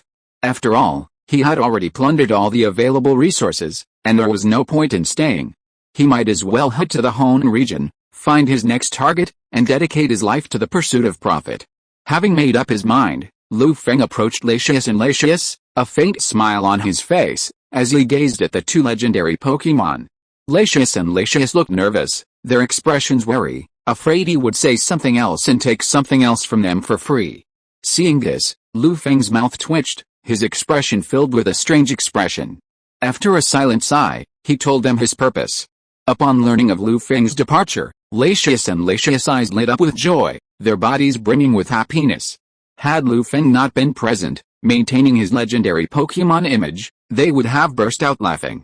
God knows how much Lu Feng had exploited them during this time. To put it simply, nothing left, not a drop left. The next morning, the sun had just risen, casting a golden glow across the landscape. Lu Feng awoke from a deep sleep, glanced at the clock nearby, saw the number 8:23, and slowly climbed out of bed. After a quick wash and breakfast, he left the Pokémon Center, said goodbye to Ben Gray and Kanon, and headed straight for the Altomare Pier, intending to board a special cruise ship bound for the Hoenn region. Not long after, the Hoenn-bound cruise ship, cutting through the sea, slowly departed the Altomare Pier. Lu Feng stood on the deck of the cruise ship, looking up at the sky. Noticing the invisible Latias and Latias, he waved to them, a smile on his face. Lacius and Lacius couldn't help but breathe a sigh of relief upon noticing Lu Feng's presence on the cruise ship, their bodies gradually relaxing. Lacius, that bastard's finally gone. If he stays any longer, I'll run away. Lacius, I hope he doesn't come back again. Perhaps sensing their feelings, Lu Feng pulled a flute from his arms, raised it high, and smiled meaningfully at Lacius and Lacius in the sky. I've pulled too hard this time. I'd better let them rest for a while and let the bullets fly, Lu Feng thought to himself. The flute in Lu Feng's hand was the Infinity Flute, a system reward. Its main function was to summon Lacius and Lacius. No matter where you are, blowing the Infinity Flute summons the nearby Lacius or Lacius. As long as you hold this flute, Lacius and the Lacius clan can't escape. This is a constant supply of wool. Lacius and Lacius noticed the flute in Lu Feng's hand and sensed the familiar vibrations emanating from it. Their faces froze, becoming extremely gloomy. They watched Lu Feng leave with blank eyes. They had never imagined that Lu Feng had such a thing in his hands. The whole Pokémon world was in a state of panic. Chapter 286 Return to Weebay Town. July 28, Sunday. After a week of slow sailing, the cruise ship departing from Alto Mare in the Johto region gradually approached the port of Shujing City in the Hoenn region. Located southwest of the Johto region, the Hoenn region boasts a diverse range of natural environments, from tropical rainforests to vast deserts and even vast waters. Compared to other regions, the Hoenn region's continents are dotted with islands of varying sizes. Perhaps due to the influence of Groudon and Kyogre, the Hoenn region's water area is roughly equal to its land area. Due to this geographical difference, with the exception of a few cities located in the interior of the continent, most cities in the Hoenn region are built along the coastline. Shujing City, where Lu Feng had recently arrived, is a coastal city in the eastern Hoenn region. As a major city in the eastern region, Shujing City borders Route 121 to the west and Waterway 124 to the east. It is known as the city where the land ends and the sea begins. Not only is it home to a department store and an art gallery, it's also one of the venues for the Hoenn region's unique Grand Tournament. Every year, countless travelers flock to the Grand Tournament, vying for the title of Pokémon Coordinator. Especially since the Blue Star continent merged with the Pokémon world, a large number of Blue Star trainers and residents have flocked to Hoenn, making Hoenn's largest city, Emerald version, even more bustling. The region where I first descended has finally returned, Lu Feng muttered to himself with a complex expression as he gazed upon Waterside City from the cruise ship, taking in the unique architecture of the Hoenn region. Recalling the scene of his initial arrival in the Pokémon world, Lu Feng felt a sense of detachment. A moment later, when the cruise ship docked at Waterside City's port, Lu Feng, along with his Railu and Rotom, disembarked and headed towards Waterside City's landmark, the department store. If it weren't for the desire to buy some training supplies for Railu, Lu Feng wouldn't have embarked on this cruise ship. It took 7 days, a leisurely 10 minutes, to finally reach Waterside City. Following the Shujing City map he'd received at the port, along with the various signposts throughout the city, Lu Feng finally arrived at the department store in the northern part of the city. Stepping inside, Lu Feng casually looked around for a moment, searching for the shop he was looking for. After a while, he arrived at a shop with a highly technological decor. Seeing the iconic Duant sign beneath it, he walked in without hesitation. The store staff quickly approached him, flashing their signature smile and patiently asking, "Welcome, sir. What could you possibly be looking for?" Lu Feng carefully surveyed the merchandise, pondering for a moment before looking up and asking the clerk, "Do you accept custom items?" The clerk perked up immediately upon hearing Lu Feng's words and proudly replied, "Of course." As the largest Pokémon item manufacturer in the Hoenn region, Duan Company naturally accepts custom items. Lu Feng nodded, pointed to Railu beside him, and meticulously explained the appearance and effects of the item he wanted to create. "In that case, could you please customize some weighted bracelets for me? The size should be based on my Railu's." The clerk silently recorded the information on the computer and took out a special tape measure to measure Railu's various physical parameters, so that the logistics department could produce items to Lu Feng's satisfaction. After consulting with the company's production and R&D department, the staff member looked up at Lu Feng, who was sipping his tea. "Sir, your custom item is estimated to take 3 days to manufacture. Would you like to pick it up at our store, or have it shipped to another town?" Lu Feng rested his chin on his hand, pondered quietly for a few minutes, and replied softly, "Please send it to Dr. Adamaki's laboratory in Weebay Town." Sorry for the trouble, the staff member silently marked it and asked Lu Feng, Sir, do you need anything else? Lu Feng shook his head, waved at the staff member, paid the hefty customization fee, and left the Devon Company store in the department store. He took Rylou and Rodham with him and first went to the energy cube machine on the third floor. He unloaded the large batch of berries from his backpack and began to replenish his energy cubes according to the energy cube formula he had obtained. After half an hour of processing, the berries in front of Lu Feng were completely used up, transformed into vibrant energy cubes. Then, they strolled through the department store for a while longer, buying some supplies for their trip to the Hoenn region. Then, they left and headed for the nearby Seaview Hotel. Lu Feng, spending a significant sum of Reliance coins, booked a high-end suite at the hotel, where he rested briefly to relieve the fatigue of his long sea voyage. The next day, the morning sun streamed into the room, bringing with it the salty, damp sea breeze, waking Lu Feng from his deep slumber. After a quick wash, he distributed energy cubes to his Pokémon, enjoyed a leisurely breakfast provided by the hotel, and then called Professor Otama. Lu Feng told him about his plans to visit him in Weibei Town and asked him to help with the storage of the items sent by Hoenn Company. Professor Otama naturally agreed to this request and urged Lu Feng to hurry to Weibei Town, as he had some research questions he wanted to discuss with him. After receiving Professor Adamaki's approval, Lu Feng breathed a sigh of relief and began packing his belongings, preparing to leave Shujing City for Weibei Town. Lu Feng had already planned everything for this trip to Hoenn. Not only would he challenge the battle frontier, but he would also utilize Devon's specialized equipment to revive Deoxys, which he carried in his backpack. However, since Lu Feng didn't know anyone at Devon, to avoid being turned down, he decided to visit Professor Adamaki's research institute first, hoping to leverage his connections to contact Devon. He hoped to secure Devon's approval and loaned them the expensive equipment to revive Deoxys.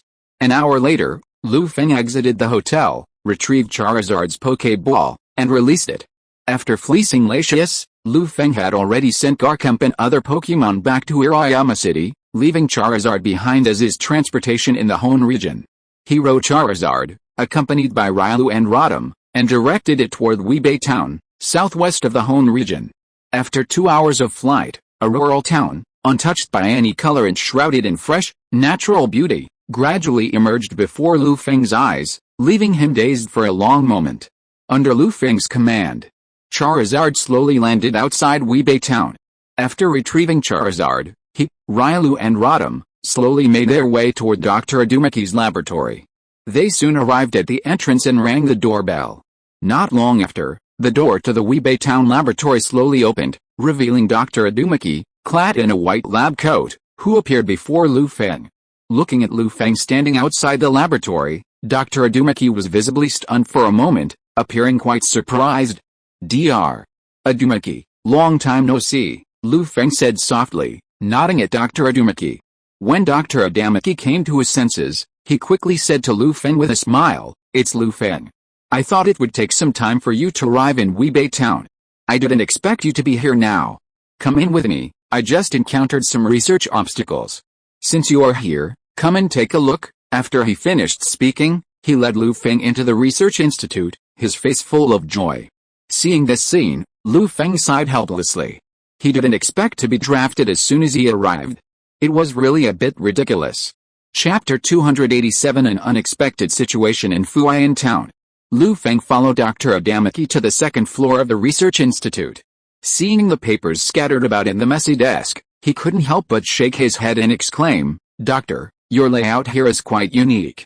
Compared to other doctors' institutes, it has its own unique style." Greek letter Omega. Hearing Lu Feng's words, Dr. Adamaki blushed, and even his beard couldn't hide his embarrassment.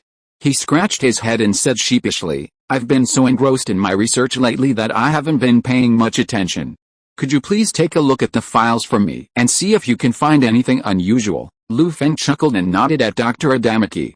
Dr. Adamaki searched the desk for a while, finally finding a file and handing it to Lu Feng.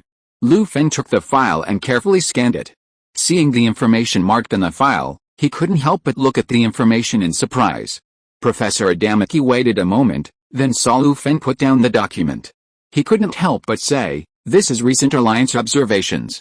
Many Pokémon populations near Fuyan Town are migrating erratically, Seemingly due to some unknown incident, the Alliance's investigators investigated the area and found that the Pokémon populations showed panic as they fled, but they didn't find anything else unusual. So, they hoped I could find the cause through the Pokémon's habits, but after searching extensively and conducting field research myself, I haven't been able to pinpoint the cause. I just think something is amiss.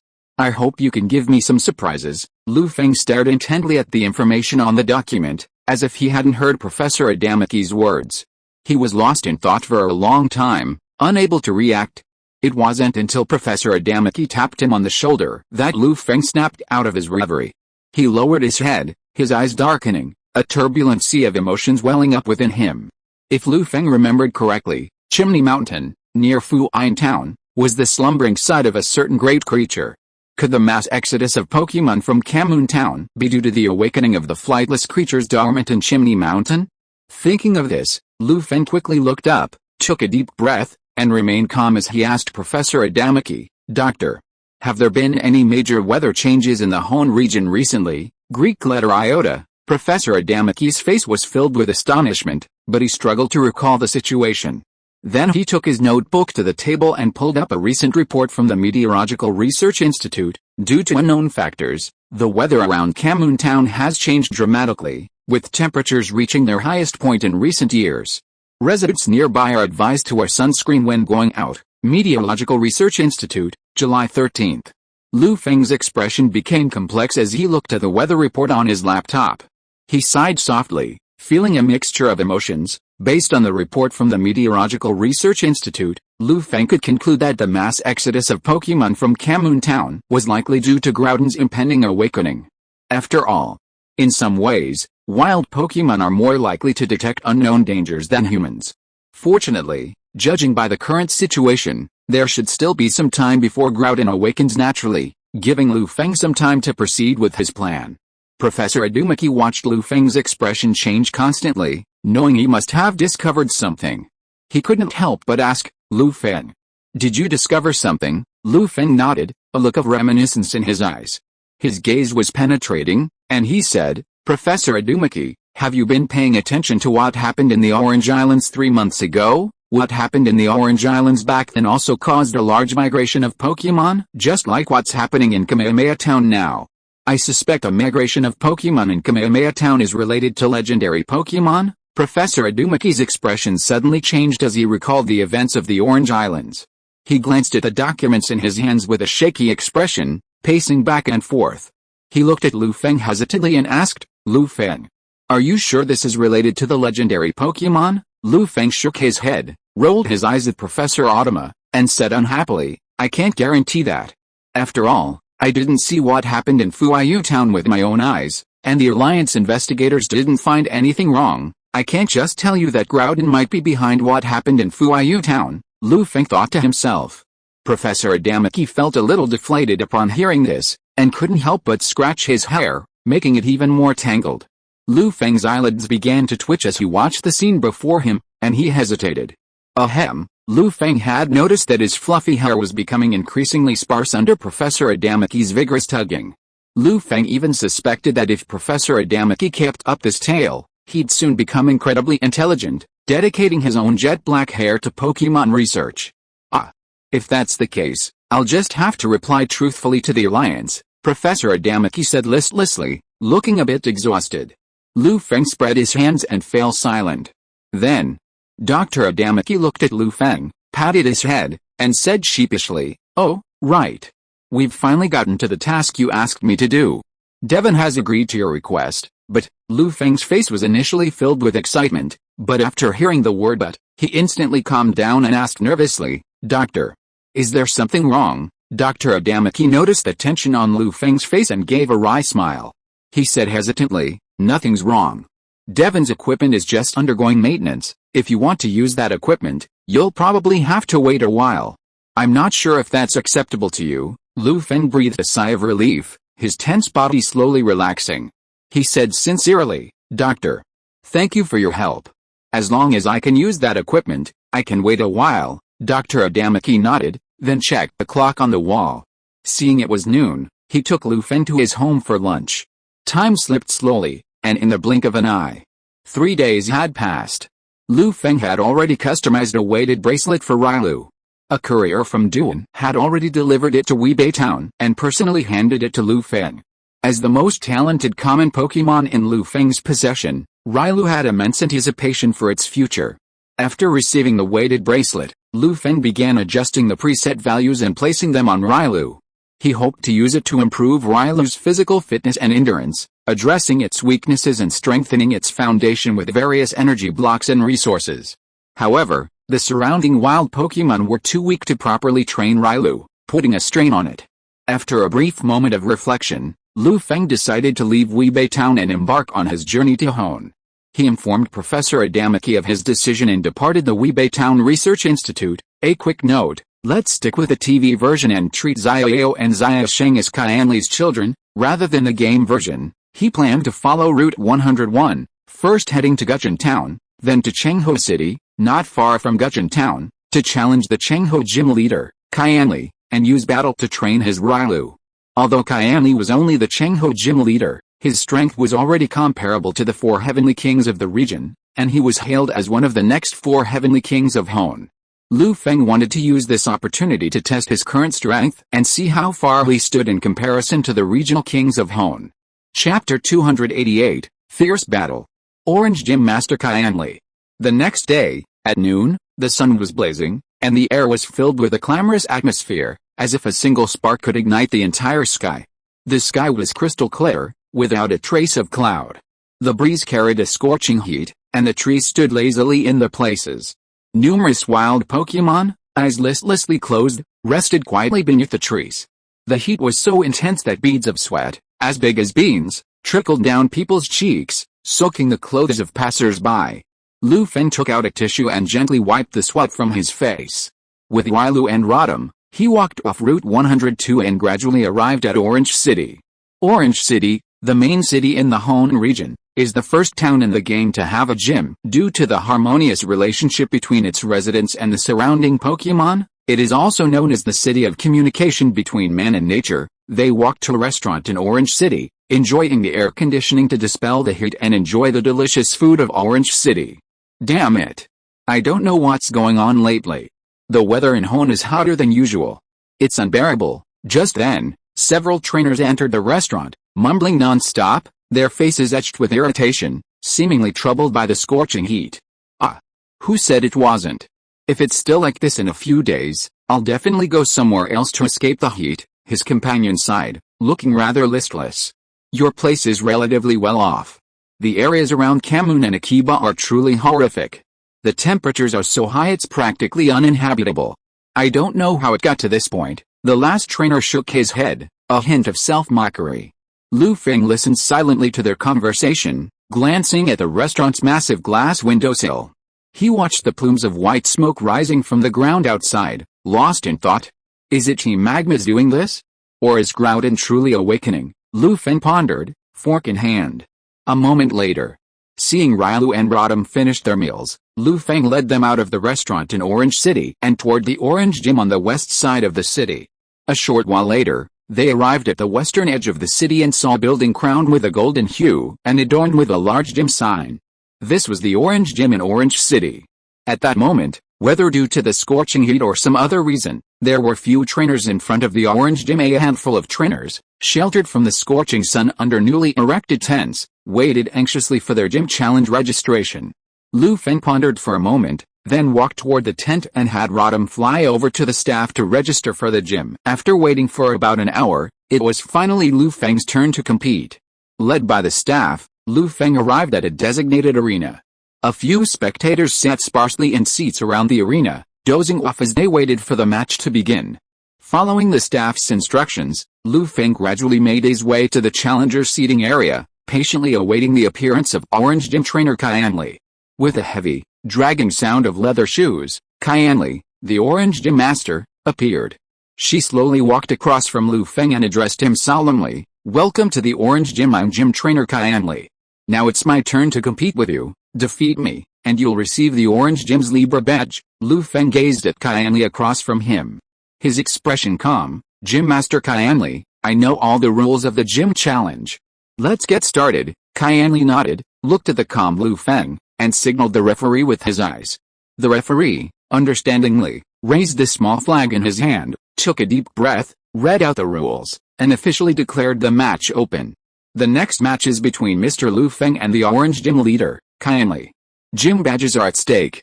The match officially begins. As the referee's voice fell, Qianli pulled a red and white ball from the cart beside him and pressed the button in its center, releasing his first Pokémon. The next moment, enveloped in a blazing red light, a Pokémon with spotted patterns, eyes like mosquito coils, and a swaying, almost dancing, gait appeared on the battlefield. This was the normal type spotted panda Pokémon, Dizzy. Its power was roughly at the elite level, likely a Pokémon assigned by the Hoenn League to gym leaders to respond to gym challenges. Lu Feng silently glanced at Dizzy, then turned to look at Railu beside him. Railu, sensing the meaning in Lu Feng's gaze, leaped onto the battlefield in a flash, assuming an attacking stance. Railu? What a rare Pokémon? Qianli muttered in surprise, gazing at the Railu on the field. But rarity alone won't defeat me. Challenger, please demonstrate your might. Lu Feng, his eyes as calm as water, his expression unreflective of emotion, replied, I won't let you down, Railu. Flash of lightning, Railu, upon hearing this, swiftly rushed towards nearby Madara. With lightning speed, he transformed into a shadow and pounced directly upon him. Flash of lightning. Qianli watched Railu approaching Madara, a flicker of surprise in his eyes, as if astonished by Railu's speed. He stared at Madara on the field and said calmly, Madara, dodge to the right, then use Illusion Ray. A pink light flickered above Madara's head, and he swayed to avoid Railu's attack. Magical rays burst from his mosquito-like eyes, and he launched a fierce counter-attack at Railu. Illusion Ray. Using the wave guide, Railu sensed a surge of energy coming from his left. Instinctively, he ducked and rolled forward, deftly avoiding Madara's attack. He quickly adjusted his stance, leaping away from Madara, a wary expression on his face. Railu. Charge forward, use the power, Lu Feng commanded Railu, his expression unchanged. A fierce glint flashed in Railu's eyes, and his hands gathered a powerful shockwave, attacking Madara. Power. Qianli sensed the powerful aura emanating from Railu's attack, frowning slightly as he issued a new command to Madara. Madara, use the shake dance to evade. Madara, receiving Qianli's command, began to sway and twist, as if following some strange rhythm, an involuntary dance. Shake dance. Seeing this, Lu Feng's eyes tightened, and he pronounced a move that surprised Qianli. Wave missile. Interrupted, Qianli's face was thick with confusion at Lu Feng's command, as if he'd just hallucinated. But before he could react, Railu placed his hands on his abdomen, converging a pale blue energy beam like a brilliant starlight and hurling it towards the location of the swaying madman. Wave missile. Instantly, the pale blue wave missile slammed into the swaying madman, sending it flying and crashing into the protective walls surrounding the arena, embedding itself deeply. The swaying madman groaned in pain, his scarred body swaying violently as he tried to free himself from the wall. But Railu didn't give him the chance, seizing the opportunity and launching several more wave missiles, instantly rendering the swaying madman incapacitated. Qianli fell silent upon seeing this, his gaze fixed on Railu, filled with shock and doubt. If he remembered correctly, Railu couldn't learn the wave missile skill, it could only be learned after evolving into Lucario. Even if it learned this move for unknown reasons, could it really be unleashed with Railu's weak wave guide? You're telling me this is Railu? It could be Lucario in Railu's guise.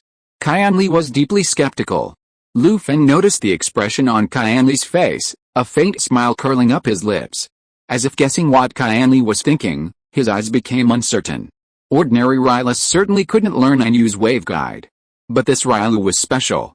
This was a reborn Lucario of superpower. It had inherited the moves of its former Lucario and, blessed by the first tree, possessed wave guides stronger than even ordinary Lucarius. If it hadn't forgotten its previous battle experience, the match wouldn't have lasted this long. The referee saw that the dazzled swan had lost its ability to fight, and Qianli remained somewhat indifferent. He quickly blew his whistle and warned Qianli. Beep! Hearing a whistle, Qianli glanced at Lu Feng with a complicated expression. He took out his Pokéball and retrieved his Pokémon. Just as he was about to send out his second Pokémon, Lu Feng solemnly declared, Gym Leader Qianli, I wish to witness your true strength in person. Please do not refuse my request. He then gestured for Rylou to return and tossed a high-level ball, unleashing his Charizard. Roar! Charizard stood on the battlefield, tilting its head back and spewing a stream of searing flames toward the sky. Its tail blazed with flames of various colors, emanating the powerful aura of a king. Qianli's eyes flashed with fighting spirit, and his expression became solemn. He swallowed the words that were about to come out, nodded solemnly, and said, "If that's the case, then it's as you wish." From the aura emanating from Charizard, Qianli understood that its strength was roughly at the top of his main team. Perhaps Feng was not as simple as he seemed. He pondered for a moment. Qianli opened his windbreaker, revealing the Pokeball belt hanging from his waist. He pulled an Ultra Ball from it and pressed the button on it, unleashing his main Pokemon.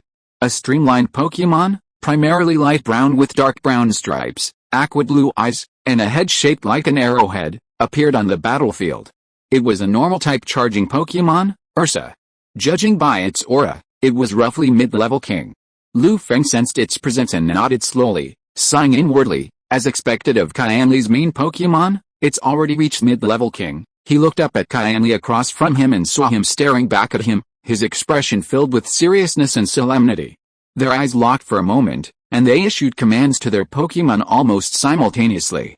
Charizard, release flames. Ursa, charge. As their voices rang out, Charizard and Ursa moved, almost simultaneously. The colorful flames of Charizard's tail burned fiercely, and powerful flaming energy gathered from its mouth, spewing out scorching flames that hurtled towards Spur. Spur began to run, exerting all its strength to reach Charizard and slam into it. Sacrificial charge, boom, a resounding crash. Like a heavy object falling, and a cloud of dust rose across the field, obscuring everything. Feng and Qianli stared intently at the battleground, trying to spot their Pokemon amidst the dust. Unfortunately, the heat and lack of moisture in the air meant the dust lingered for a long time. When the scorching heat subsided and the lingering dust gradually dissipated, the battleground reappeared before everyone's eyes, leaving them all in shock. Charizard huddled on the ground, a pained expression on his face, seemingly suffering considerable damage from the recent sacrificial charge. As for the Charizard, its fur was charred black, emitting a charred smell. Its body was bruised from burns, and it lay on the ground with its eyes closed, completely incapacitated. Wow! So strong! They defeated Gym Master Qianli's Charizard with such ease, the spectators watching the scene gasped in disbelief. Unbelievable, simply unbelievable. Qianli listened to the crowd's words and took a closer look at his Charizard, unable to help but fall silent. After careful observation, he understood why his Charizard had been incapacitated so quickly. He looked at Feng's Charizard, curled up on the ground, his expression grave. If he was right, Charizard had triggered its fierce fire state, and the Charizard had suffered the side effects of the self-sacrificing charge, as well as the lingering effects of the burning state, which had quickly rendered it incapacitated. The most important thing is that this Charizard's flames are special, Qianli thought silently as he observed Feng's Charizard and noticed the flames on its tail. He took out his Pokeball, retrieved the unconscious raptor, and had a gym attendant take him down for treatment. Then, taking a deep breath, he removed the innermost Pokeball from his waist. A moment later, a Pokemon resembling a gorilla and a baboon, with brown limbs, back, and eye circles, a ring of white fur around its neck, and 2 tufts of white hair on its head, a pink nose, and beige skin, lay lazily on the ground, somewhat drowsy. This was Qianli's strongest Pokemon, the Absentee.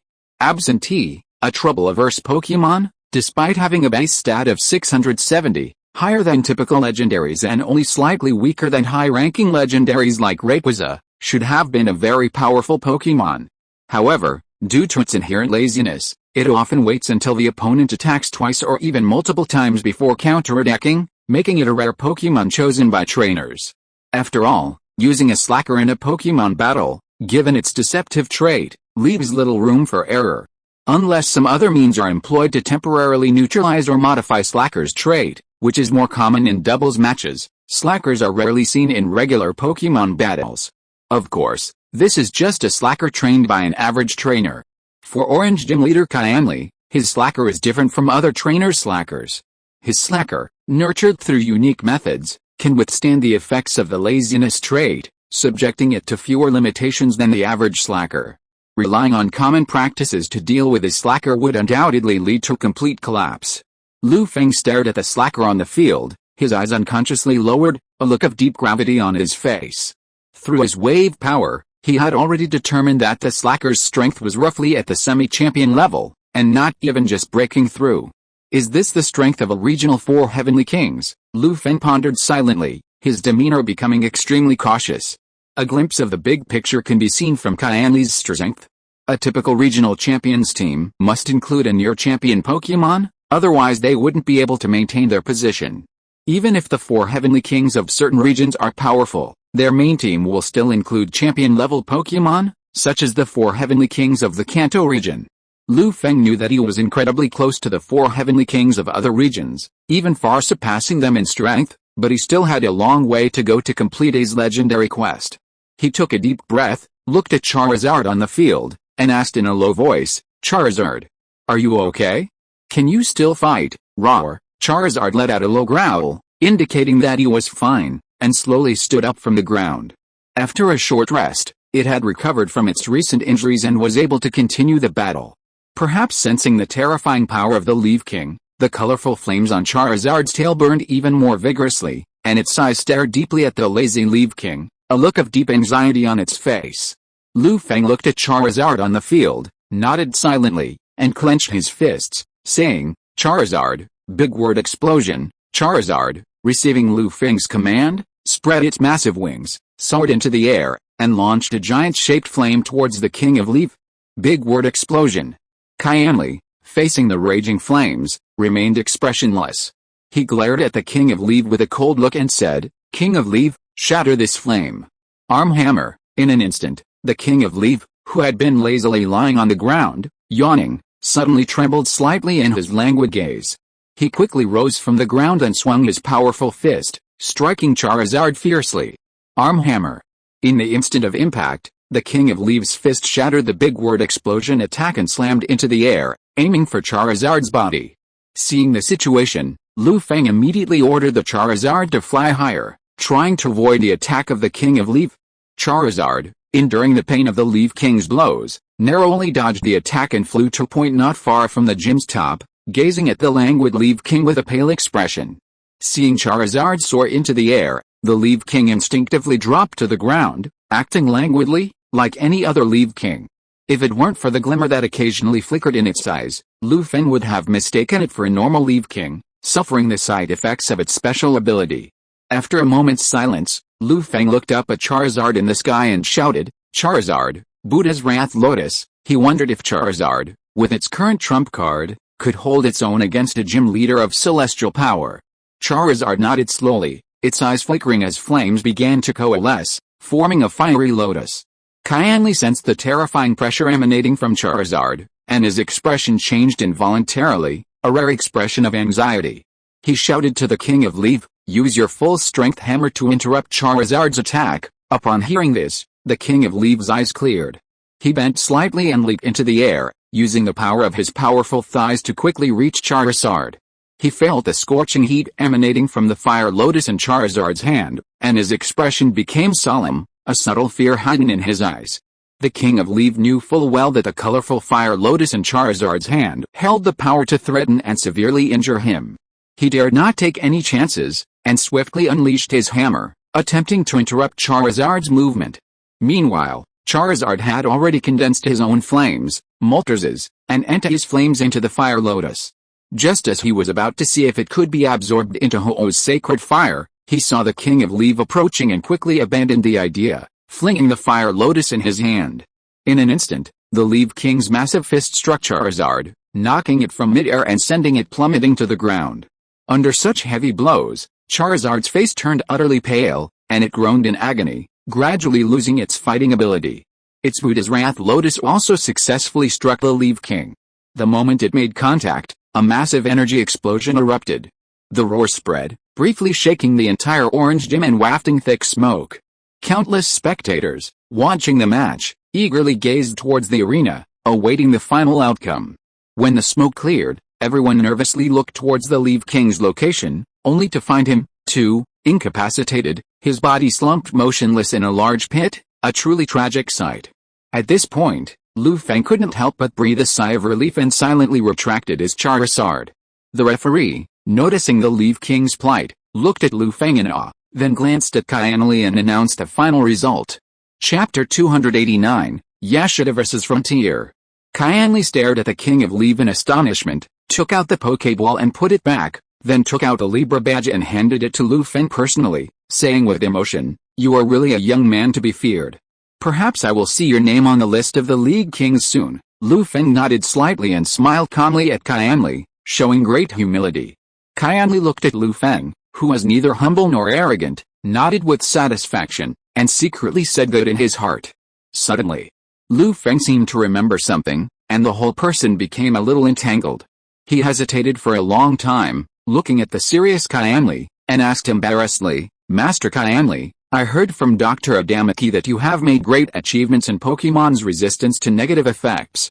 I wonder if you can give me some advice?" Lu Feng looked at Qianli with eyes full of expectation, his body trembling slightly, as if he was a little nervous. Qianli looked surprised, then paused for a moment before gently nodding and saying, "Of course. Come with me." Hearing Qianli's agreement, Lu Feng breathed a sigh of relief, his inner tension quietly relaxing. Qianli noticed Lu Feng's change, a hint of a smile flickering in his eyes. He quickly pushed open the battle arena door and led Lu Feng to the gym's backyard. Seeing this, the many spectators present left the orange gym with expressions of unsatisfied anticipation, spreading the news of the recent battle. Suddenly, countless trainers throughout Orange City knew of Lu Feng's name, aware that his strength rivaled that of Orange City's gym leaders, and were eager to challenge him. In the Orange Gym's backyard, Qianli led Lu Feng to a charming courtyard filled with normal-type Pokémon, training, playing, and resting.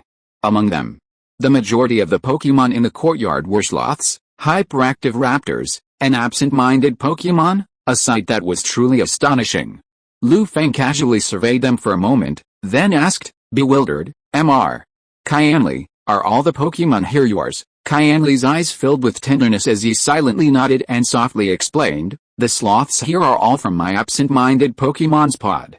I hope to use a specific method to free them from the constraints of their special abilities and unleash their true potential. Unfortunately, this is far too difficult, since absent-minded Pokémon's pod migrated to the Orange Gym. No absent-minded Pokémon has been able to replicate its miracle. Even the most gifted absent-minded Pokémon can only achieve a slight advantage over the average absent-minded Pokémon." Hearing Qianli's words, Lu Feng remained silent, sighing softly. He pondered for a moment, then looked up at Qianli and asked, "Does that mean your absent-minded Pokémon is just a special case?" Qianli nodded, then shook his head. Seeing his expression, Lu Feng suddenly felt bewildered, as if enveloped in a fog, his mind lost. Qianli gazed at the listless sloth, sprawled on the ground in the distance, and with a touch of reminiscence, he explained, "I've studied the sloth for a long time and discovered that only during the sloth's lifetime can one harness their immense willpower to counteract the effects of their innate traits and thereby have a chance of evolving into Leaf Queen, mitigating the effects of their laziness. My Leaf King was like that, so I tried this method, hoping to cultivate another powerful Leaf King, but unfortunately, it wasn't successful. It only worked for a few sloths, but when they evolved into Leaf Queens, they didn't live up to my expectations." Lu Feng lowered his head, quietly pondering Qianli's words, silently reasoning with his own red Gyarados. This time, he had suddenly come to Qianli's aid, primarily for his own red Gyarados. Because red Gyarados' rage energy and the second stage reverse scale's ability to perform moves and techniques will cause it to suffer negative effects. This is essentially similar to Qianli's experience with the effects of laziness. Therefore, Lu Feng hopes that through communication with Qianli, he can maximize red Gyarados' potential and allow it to continue to break through its current limitations. So, for this method to succeed, it requires strong willpower to resist the negative effects. Lu Feng touched his chin, looking thoughtfully at the lazy man clan before him. Qianli nodded without changing his expression. Then, Lu Feng informed Qianli of his red Gyarados' situation, shocking him, but he patiently discussed it with Lu Feng, offering him numerous suggestions. After careful consideration of Qianli's suggestions, Lu Feng found many of them feasible, perhaps using them to strengthen his own red Gyarados. Soon after, Lu Feng walked out of the Chengho gym, looked up at the sky, and felt the scorching heat in the air. A look of resignation crossed his face. After some thought, he headed towards the nearby hotel. But before Lu Feng could reach the hotel, a figure suddenly appeared before him, blocking his path. The man wore a light blue printed short-sleeved shirt and white shorts, his eyes shielded by sunglasses. He was extremely overweight. Lu Feng stared at the chubby man, slightly dazed. Judging from his appearance and attire, Lu Feng was certain this was the reckless and speed-loving owner of the Battle Frontier, Yashida. Is this a pleasant surprise? Lu Feng thought silently. Yashida wiped the sweat from his face, observed Lu Feng through his sunglasses, and nodded in satisfaction. A smile appeared on his face, and he said to Lu Feng warmly, "Hello, Mr. Lu Feng. Can I take a moment of your time?" Lu Feng nodded, pointed to the sun, and replied helplessly, "Can we find a shady place first? Do we really have to communicate under such a hot sun?" Upon hearing this, Yashida smiled awkwardly and said embarrassedly, "Oh, I'm sorry, I didn't think it through. Please follow me to the cafe not far away." Lu Feng nodded and did not refuse his proposal. He followed Yashida's footsteps and walked towards the shady cafe not far away. "Let me introduce myself first. I'm Yashida, the founder of the Battle Frontier. I hope to improve Pokémon battle techniques through the Battle Frontier." The Battle Frontier is currently divided into 7 battle facilities. Each facility is guarded by powerful trainers and has different challenge rules. As long as you can pass the tests, you can obtain corresponding symbols and battle points, which can be exchanged for rich prizes, or even become a new battle leader. I've just seen your match with Gym Master Kyanli, and I think your strength is very consistent with our requirements for the Battle Frontier. I hope to invite you to challenge the Battle Frontier. What do you think? Yashida took a sip of iced lemon happy water and asked Lu Feng tentatively. Lu Feng was about to accept his invitation when something else suddenly occurred to him. With a half-smile, he asked, "Mr.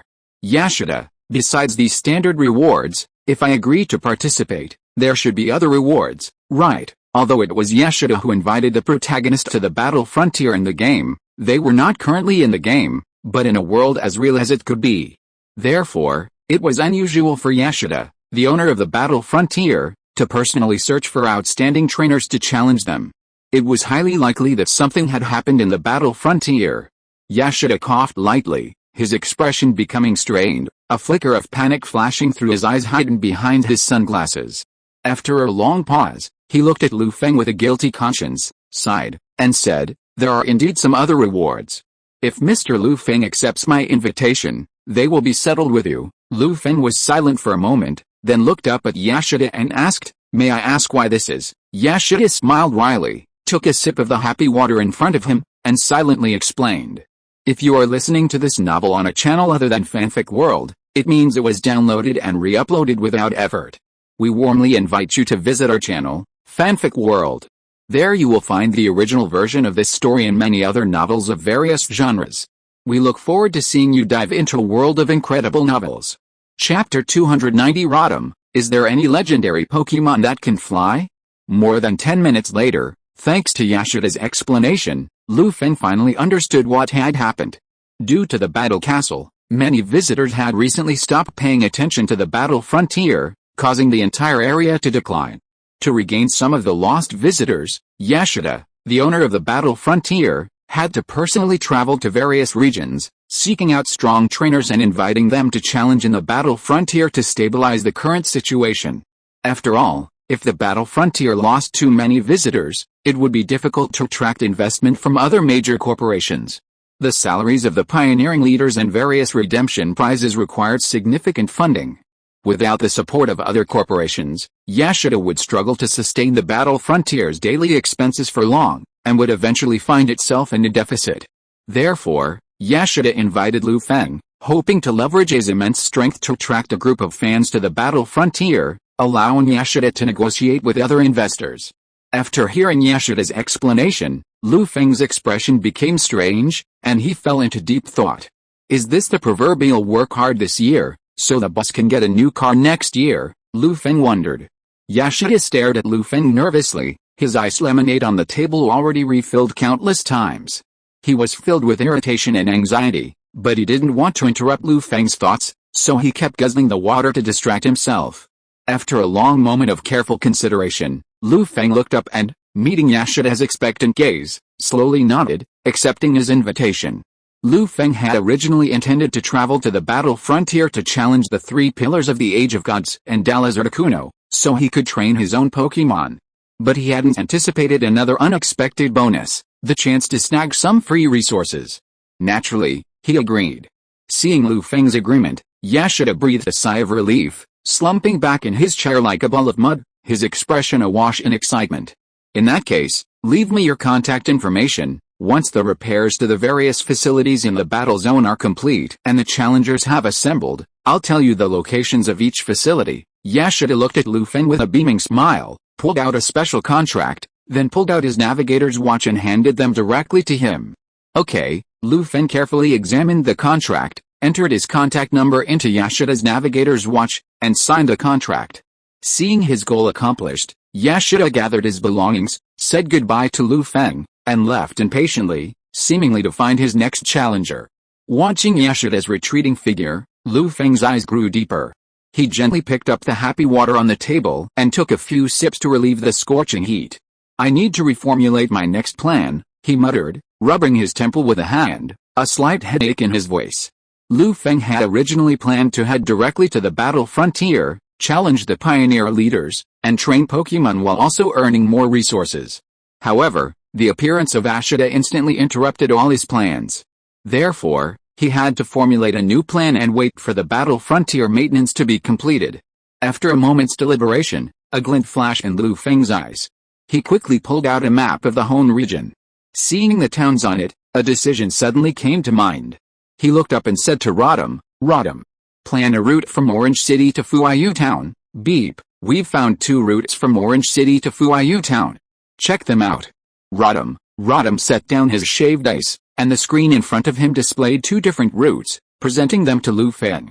One route goes through Meteor Falls in northern Kansas City, heading to Kiwai Town, and finally to our destination, Fuayu Town. The other route goes through the Kalu Tunnel in eastern Kansas City, heading to Green Shay Town, then to Zijin City, and finally to Fuayan Town. Which path will you choose, Feng pondered silently, then, as if remembering something, addressed Rodham directly, record the first route. We'll rest for the night and set off tomorrow morning when the sun is not too strong, Roger. Rodham's eyes flashed with countless data as he saved the first route into his atlas. Ding ding, the first route plan has been saved, Feng. Are you planning to go to Fuayan Town for the hot springs? Rodham suddenly asked, his tone filled with confusion. Feng gazed at the scene outside the glass window, his eyes gradually transforming into those of a Pokémon. He replied meaningfully, no, I went to Fuayu Town mainly to see a big guy, Rodham. Legendary Pokémon should be able to fly, right? Beep, beep, of course. Is there any legendary Pokémon that can fly? Rodham, even I can fly. A certain legendary Pokémon that can't fly, that hurts, buddy. The next morning, at 6 o'clock sharp. The darkness had just faded, the sun hadn't risen yet, and the temperature was just right for travel. Feng climbed out of the hotel's plush bed and drew open the curtains. Seeing the bright sky, he immediately washed up and woke Rodham and Rylu. After feeding his Pokémon energy cubes and eating a simple breakfast, he left the hotel and headed towards Route 104 with his dog and Rodham, quickly leaving the city. This temperature is still perfect for going out. Yesterday's was too hard. Feng surveyed the vegetation along the road, noticing the soaring-proud swallows and the wild Pokémon hiding in the grass, and sighed with emotion.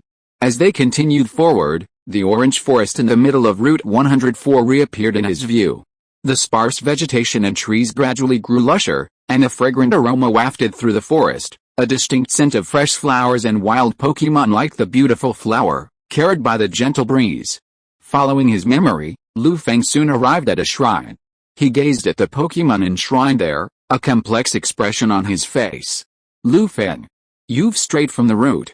Rodham, hovering in the air, observed the discrepancy between the surrounding scenery and the map, and shouted a warning. Rodham, I already know. I came here on purpose. Feng glanced over at Rodham and explained softly. Upon hearing this, Rodham suddenly quieted down, casually snapping a photo of the shrine before tactfully waiting. Rylu sensed a unique aura within the shrine, becoming deeply wary of the forest shrine, keeping a close eye on any danger that might arise near Feng. Lu Feng noticed the movements of his two Pokémon inside, a look of resignation on his face. He pulled a few energy cubes from his backpack and placed them on the altar in front of the shrine.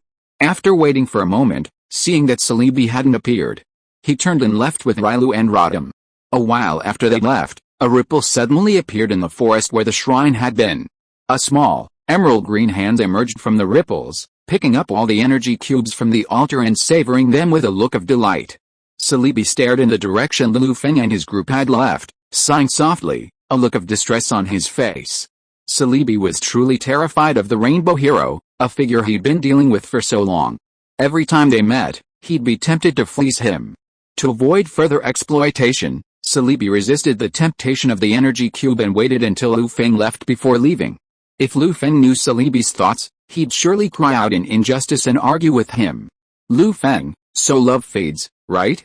Were you serious about backing away? A small action can cause such great harm. Half an hour later, as Lu Feng and his group neared the exit of the Orange Forest, they heard a sudden human cry and a loud roar from a canine Pokémon, shaking the forest and sending birds and beasts flying in panic. Lu Feng's face darkened at the sudden noise, his mouth twitching. Is this another plot twist? Lu Feng muttered to himself. As if hearing the shouting from not far away weaken, he hurriedly took Railu and Rodham and ran in the direction of the sound. Chapter 291, Lava Team and Water Fleet in Action. In the Hoenn region, at Team Magma headquarters, Qiansong stared intently at a Pokémon mural hanging on the wall, his expression utterly obsessed and fanatical, like a religious zealot. Then, the sound of footsteps behind him startled Qiansong from his immersion, abruptly awakening him.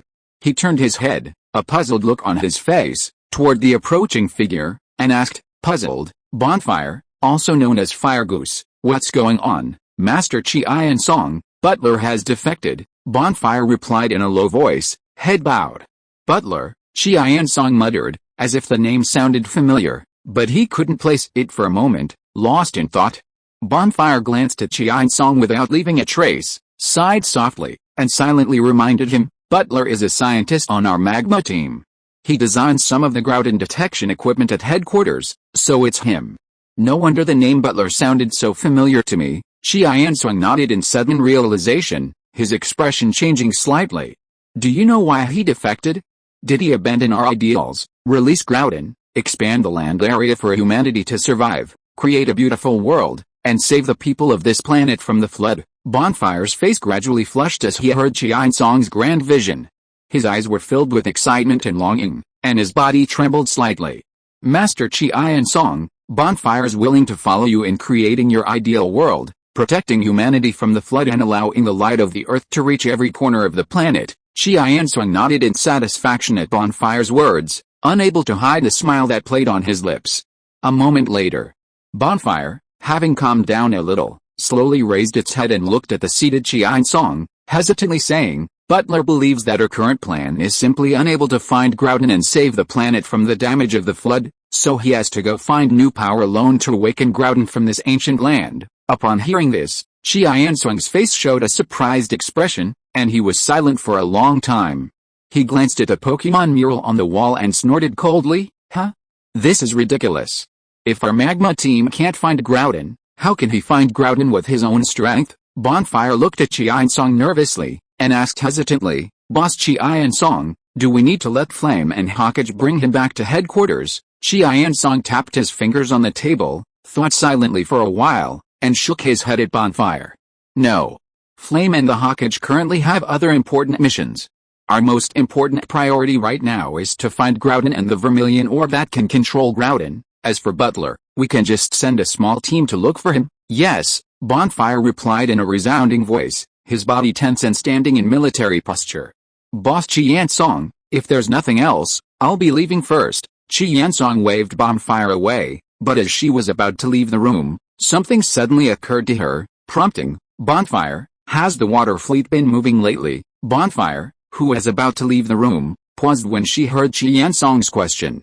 She turned around and said respectfully, the water fleet seems to have been active in China City quite frequently recently, but we don't know their purpose yet. Qiansong seemed lost in thought, his eyes lowered.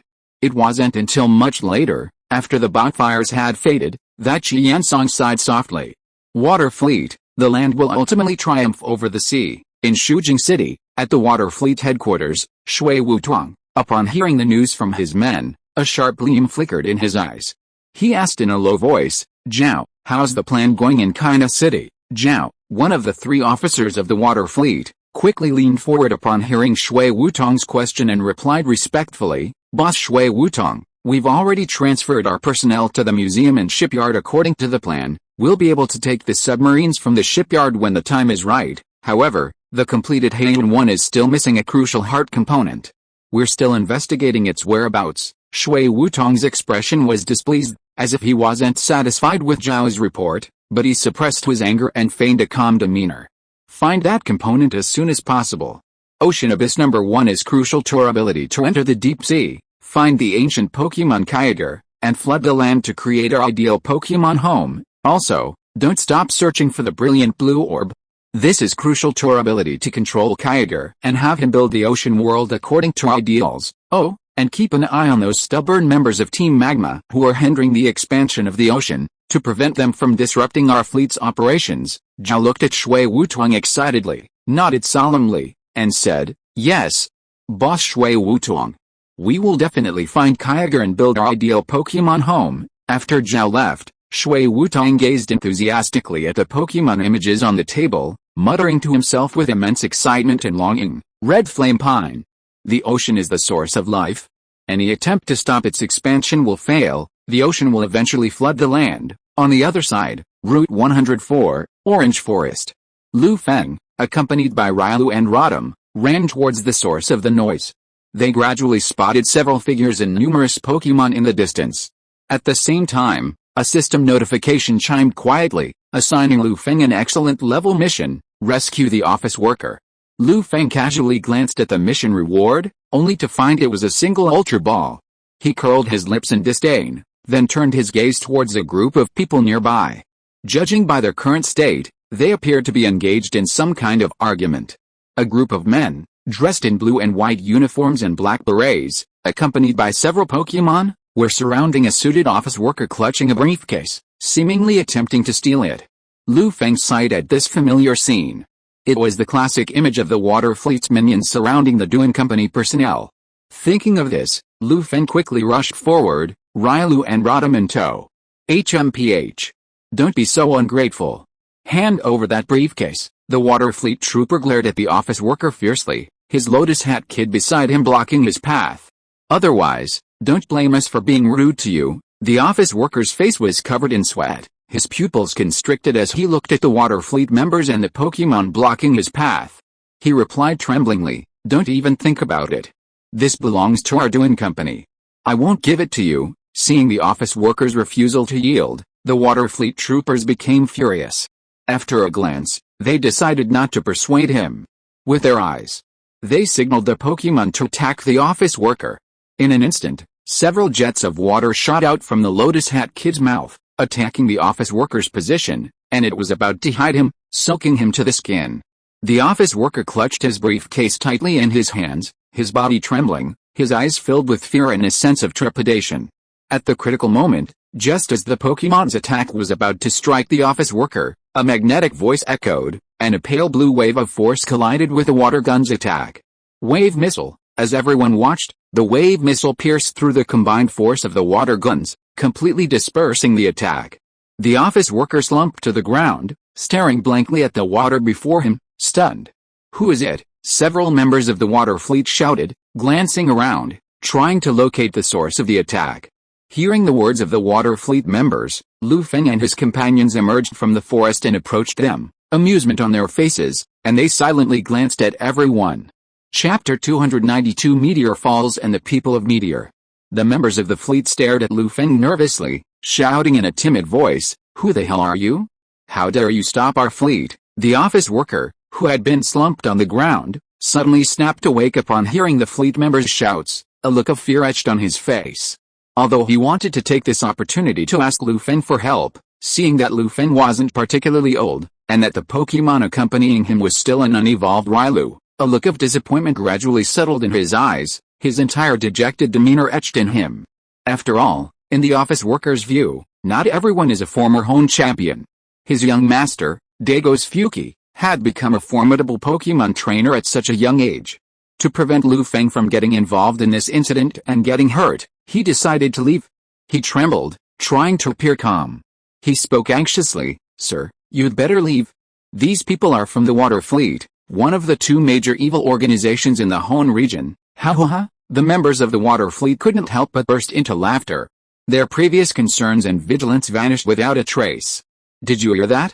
If you dare to meddle again, don't blame us, the Water Fleet, for being rude to you." Lu Feng glanced at the office worker with some surprise. Then, hearing the Water Fleet's chatter, a cold look gradually spread across his face. He glanced at Railu. Railu understood and, summoning all his strength, gathered an invisible shockwave, launching it directly at the Pokémon blocking the intersection. Exercise. In an instant, as the members of the Water Fleet watched, the Lotus Hat kids blocking the intersection were involuntarily sent flying backwards, slamming heavily into the grass and buried under the falling leaves of the swaying trees. Due to their severe injuries, these Pokémon were completely incapacitated. Lu Feng wasn't particularly surprised. After all, facing a defenseless office worker, the Water Fleet couldn't possibly send out powerful trainers. At best, they could only send some low-level scum. But for the Water Fleet members and the somewhat desperate office worker, the shock was like a turbulent wave, leaving them stunned for a long time. Lu Feng glanced at the others, then looked up at the sky through the leaves. As the sun gradually rose and the temperature began to rise, he gathered several weaker waves of energy in his hands and knocked the Water Fleet members unconscious. He then took out his communicator and called Miss Junction nearby, instructing them to send someone to the Orange Forest to capture the Water Fleet members.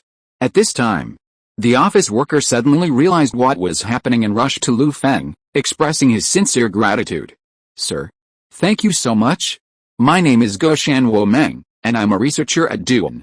I didn't know your name." Lu Feng nodded calmly and said calmly, "My name is Lu Feng.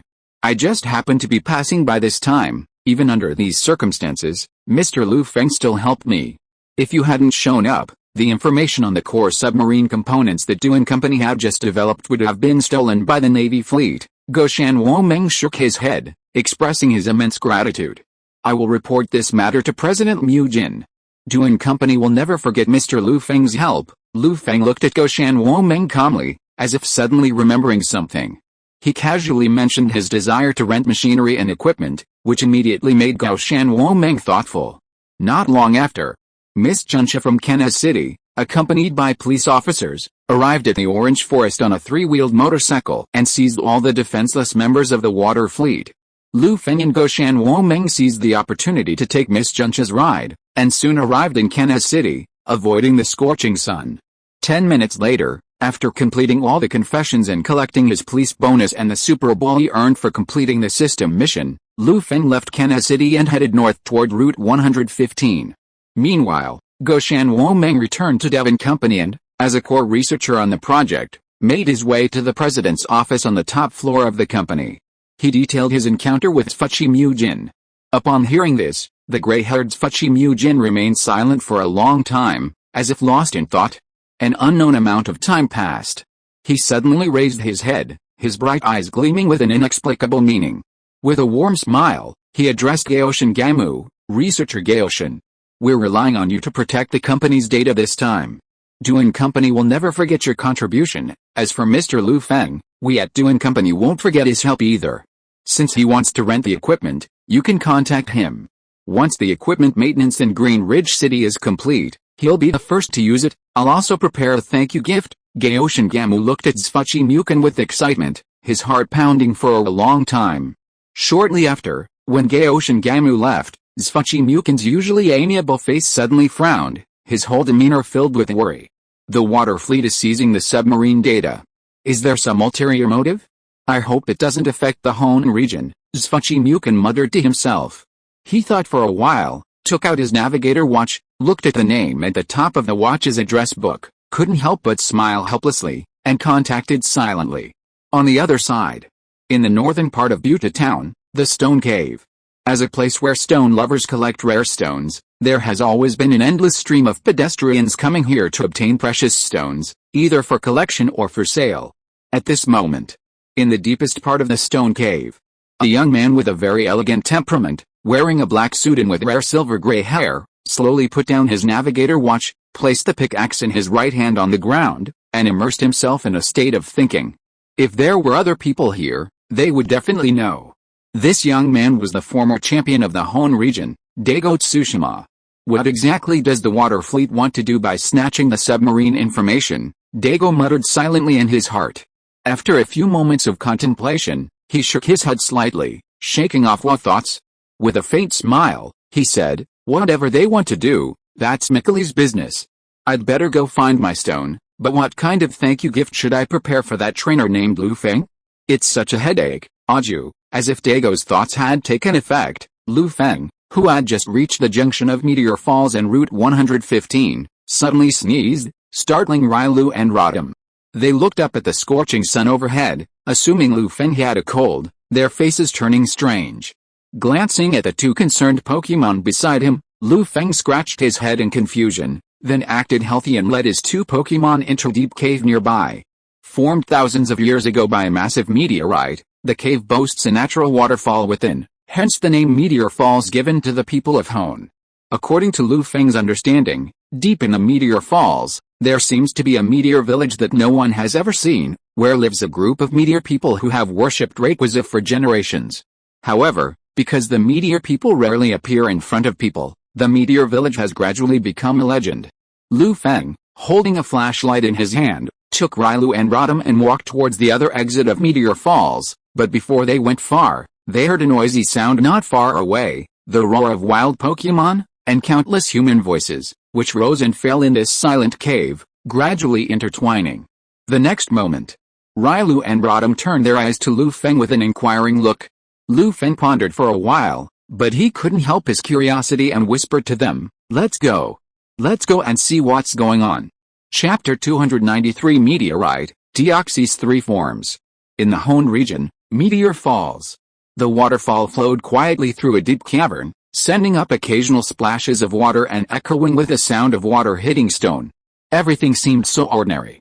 But then, at some point, the previously quiet Meteor Falls suddenly became infested with humans, bringing a cacophony of activity to the otherwise tranquil caverns. These humans, dressed in crimson clothing with volcanic motifs embroidered on their chests and caps resembling horns, waited anxiously for instructions from a bespectacled, middle-aged man in a white lab coat. The man in the white coat constantly compared his instruments, his brow furrowed as he surveyed the surroundings, as if searching for something, his eyes filled with fatigue. An unknown amount of time passed before the man in the white coat, seemingly finding the correct location, quickly turned his head and gestured to the group behind him, telling them to bring their respective equipment and begin excavation. Beep, beep, beep, the sound of the machine knocking against a rock spread throughout the dark cave, startling many of the wild Pokémon hiding there and drawing them all in. Unfortunately, under the powerful attack of these unexpected visitors, the wild Pokémon, relying solely on their instincts, were no match for these well-trained humans, aided by technological weapons. They were quickly defeated and fled in all directions. Watching the wild Pokémon fleeing in panic, the young man in crimson clothing, leading the group, couldn't help but let out a disdainful chuckle. He then turned his gaze to the middle-aged man in the white lab coat and asked nonchalantly, "Dr. Solens, are you sure this is the location of the meteorite? We're running out of time. If you stay here any longer, the wild Pokémon in the cave will swarm, and we won't be able to guarantee your safety. HMPH. Please don't question my expertise, and don't speak to me like you're questioning a subordinate. Team Magma and I are merely partners," Dr. Solens snorted, a sullen expression on his face. As a doctor specializing in meteorite research, Solens couldn't tolerate anyone questioning his expertise, and his face was filled with anger. Dr. Solens, however, was aware of the current situation. After venting his anger, his tone softened, forcing himself to respond. "Flame. Through my professional detection, I can tell you with absolute certainty that the fragments of the meteorite that struck this area thousands of years ago must be hidden in this location. That's best." Flame's eyes flickered slightly as he gazed at the excavation site and waited quietly. Elsewhere, Feng and his group cautiously groped their way closer, gradually approaching the group's location. They crouched on top of a rock, peering through a crack between the rocks at the group working nearby, their brows raised. Are these Team Lava? Feng thought silently.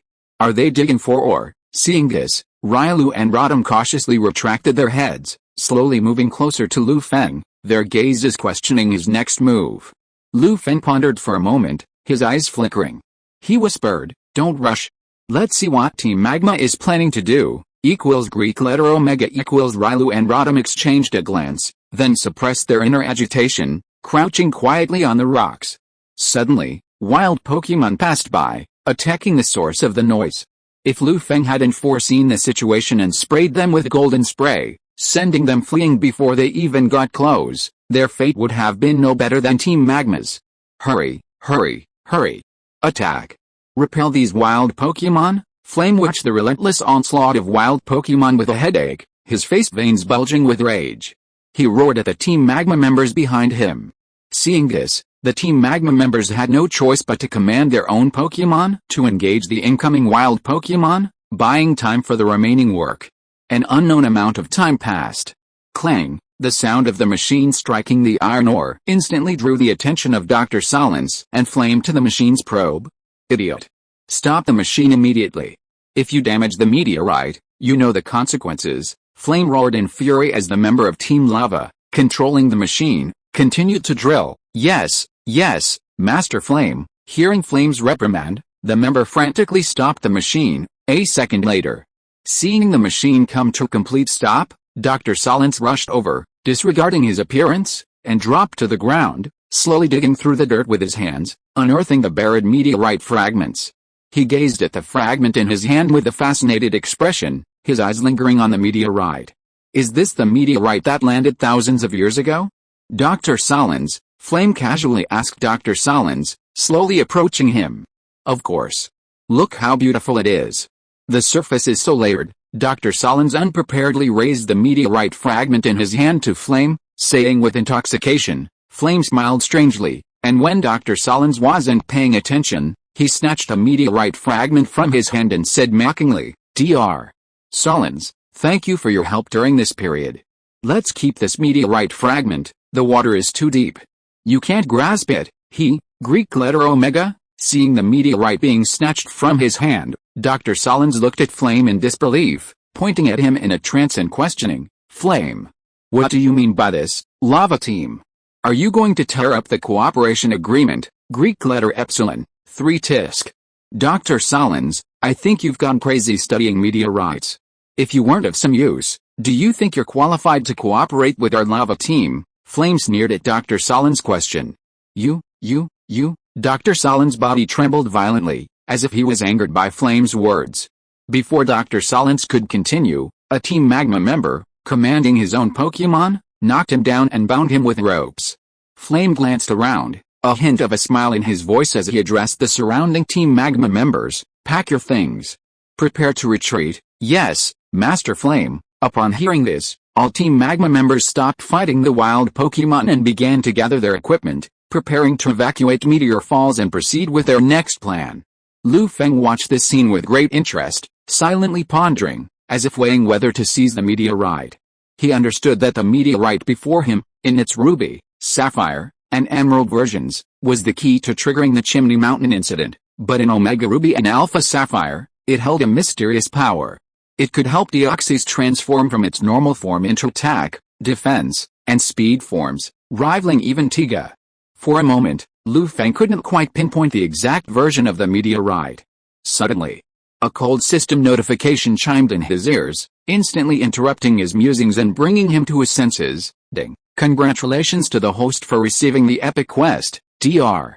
Silence's meteorite. Quest description: Dr. Silence, a meteorite expert, is furious at Team Magma's dishonesty and has silently promised a special gift to anyone who can help him retrieve the meteorite. Quest time limit: none. Quest reward: a special meteorite from Silence's collection, which can help certain cosmic life forms transform. Failure penalty: none. Lu Feng stared at the quest panel in front of him with surprise, his chin resting on his hand as he chuckled. Isn't this just a coincidence? Combating evil organizations and preventing the theft of citizens' legitimate property is his unshirkable responsibility as the Rainbow Hero. The next moment, Lu Feng hurriedly led Rylou and Rotom in pursuit of Team Magma's fleeing direction. Chapter 294 Lu Feng, Lava Team, I advise you to learn your lesson. After many twists and turns, Feng finally discovered the footprints left by Team Magma's hasty departure. He, Rylou and Rotom in tow, continued to follow the tracks. Meanwhile, as the golden spray wore off, Feng and his group were gradually attacked by wild Pokémon within Meteor Falls, encountering a number of extremely rare Pokémon. Using his wave power to detect, Feng encountered not only rare psychic Pokémon like Sunrock and Moonrock, but also several Dragonite and Dragonite that appeared from nowhere. With Rylou's help, Feng successfully captured these rare Quasi-God larvae and teleported them to Jim in Hirayama City. If it weren't for chasing Team Magma and reclaiming the stolen meteorite, Feng might have stayed in Meteor Falls for a while, carefully searching for the remaining Quasi-God Pokémon. Although the talents of these Quasi-Gods were less than ideal, and Feng didn't particularly value them, they were rare Pokémon for ordinary trainers. He had no use for these Pokémon, but he could give them as favors to other friendly trainers in exchange for needed items or to form the foundation of a gym, to be used for future breeding and to produce exceptional Dragon-type Quasi-Gods. 10 minutes later, Feng and his group followed the footsteps of Team Magma, gradually exiting Meteor Falls and arriving near Route 114. Nestled in a patch of lush grass, they spotted the same Team Magma members. Despite their large numbers, Feng showed no signs of worry. He had just teleported Jengar and Bangira from the Hirayama gym via Rotom. Feng knew that even though he was currently alone and facing a large number of Team Magma members, if he could defeat the leading flame, he could crush their morale. With this thought in mind, he tossed his Pokéball, releasing Bangira, Jengar, Charizard, and Eevee. He brought them to Team Magma and looked at them calmly. "Who is it, Flame?" Sensing a terrifying aura emanating from nearby, froze in his tracks. He quickly turned his head and shouted. Seeing this, the other members of Team Magma took precautions, releasing their Pokémon. Feng, accompanied by a few of his own Pokémon, arrived not far from Team Magma. His expression was so calm that no emotion could be detected. He said calmly, "Someone is here to take the meteorite, Team Magma. That meteorite is too deep to hold. You can't catch it. I advise you to be careful." "I can catch it. Just leave it to me." Flame, upon hearing Feng's words, flew into rage. Wasn't that what he had just said to Solence? How could Feng return it to him in less than a day? He felt deeply offended. The next moment, he commanded his Pokémon and signaled the surrounding Team Magma members to surround Feng and his Pokémon. He declared angrily, "Whoever you are, you dare to stop our Team Magma? You will pay the price." Although Flame's heart was pounding against Feng's enormous Bangira and Jengar, whose body was covered in bizarre patterns, the sight of Team Magma all around him eased his nerves. Feng curled his lips in disapproval at Flame's words, then said meaningfully, "Are you trying to outnumber them, Bangira? Get all your minions over here." Roar! Bangira roared, its weak and dominant aura radiating in all directions. In a matter of moments, countless wild Pokémon gathered and surrounded Team Magma in 3 layers. The numerous Team Magma members looked at each other in disbelief at the scene before them. Their eyes filled with fear and anxiety. Unsure of what to do next, they all turned to Flame. Flame's expression darkened, his eyes brimming with undisguised rage. Though he too was stunned by the suddenness of the scene, he suddenly felt resolute as he recalled the significance of the meteorite and Team Magma's lofty ideal, awakening the ancient Pokémon Groudon. He took a deep breath and shouted to the surrounding Team Magma members, "Don't forget our ideals, we're just a bunch of wild Pokémon," commanding them to attack. Instantly, countless Pokémon erupted in a massive melee within the narrow grassy area, emitting flashes of various energy beams and terrifying energy fluctuations. Feng watched the scene expressionlessly, then softly issued commands: Bangila, Earthquake, Jengar, Shadow Ball, Charizard, Flame Spray, Eevee, Inferno, Rylou, close combat. As Feng's voice fell, the gazes of the Pokémon around him sharpened, and they began to attack as ordered, sprinting towards the flame Pokémon, which were roughly at the king level. Bangila stomped the ground hard, causing a powerful tremor and a terrifying earthquake shockwave, inflicting immense damage to the surrounding Pokémon. Many weaker Pokémon were instantly incapacitated by the earthquake. Jengar darted through the shadows, sneaking up beneath the flame Charizard without him noticing, and casually launched several shadow balls, striking Charizard squarely in the stomach. When Jengar appeared, Charizard sensed its presence, but due to its close proximity and the surrounding wild Pokémon, it was unable to dodge and was inevitably hit by a shadow ball. It let out a piercing cry, its body involuntarily curling up, and it collapsed to the ground, its breath weakening, its expression aching. But Jenger wouldn't miss this opportunity, continuing to hurl shadow balls at it until it was knocked unconscious. The flame wolfhound tried to come to the rescue, but was blocked by Charizard's jets of fire and, simultaneously wary of Eevee's fiery burst, was unable to withdraw, and could only watch as Charizard was rendered incapacitated. Suddenly, the wolfhound dodged the flame burst, but was unable to avoid Eevee's fiery burst, and was struck on the back by the Eevee's fiery burst, burning its dents for black. The pain made the wolfhound grimace in agony, howling in agony. This wasn't the end yet. Rylou seized this opportunity and launched himself directly behind the wolfhound. He suddenly unleashed a melee attack, wielding all his strength, and struck the wolfhound hard on the back.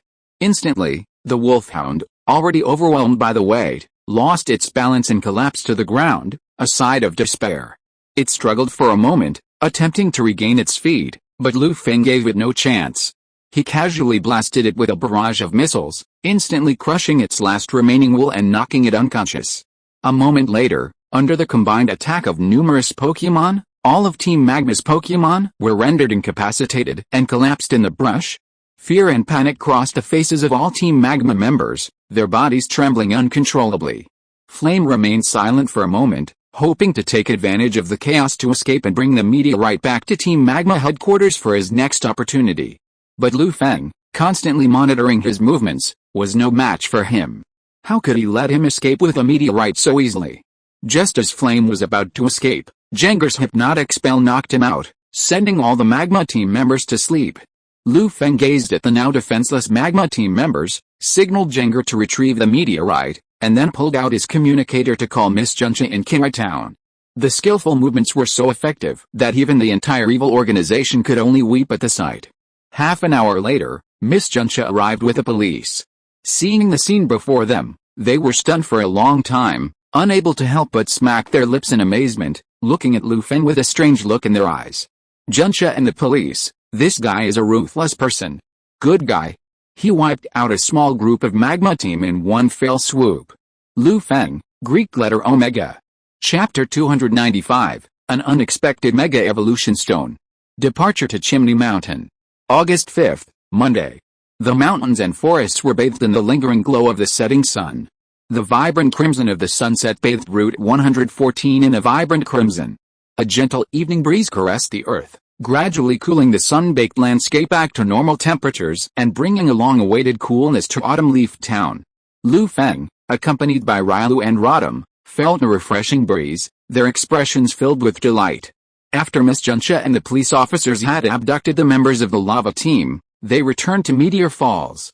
They were there to search for traces of the baby dragons and the single-headed dragon, and to rescue Dr. Solence and complete the mission assigned by the system. Sadly, by the time Feng returned to his original location, Dr. Solence, who had been bound in the cave, had vanished, leaving only torn ropes on the ground. Seeing this scene, Feng's eyelids fluttered, and he became lost in thought. As for the unexpectedly appearing juvenile quasi-gods, they were nowhere to be found. Fortunately, Feng had already captured quite a few. After a moment's thought, Feng shook his head slightly and, with Rylou and Rodham, headed towards Akiba Town. They planned to stay the night there and, after completing their mission the next day, head to Chimney Mountain, not far from Akiba.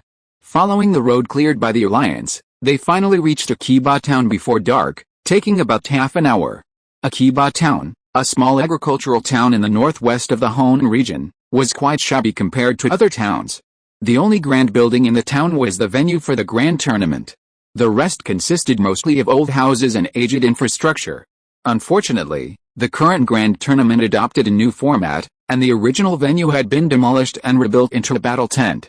This made Akiba Town, already somewhat underwhelming, even more embarrassing in the Hoenn region's town rankings. Furthermore, because Autumn Leaf Town is near Chimney Mountain, volcanic ash often falls from the mountain. While this helps plant life, it also fills the air with a faint haze, discouraging many travelers. If it weren't for Autumn Leaf Town's proximity to Meteor Falls, where quasi-god juveniles like Baby Dragon and Single-Headed Dragon occasionally appear, Autumn Leaf Town would have long been excluded from travelers' itineraries. Cough cough cough, what a unique environment, Feng sighed, coughing a few times as he breathed in a mouthful of thick volcanic ash.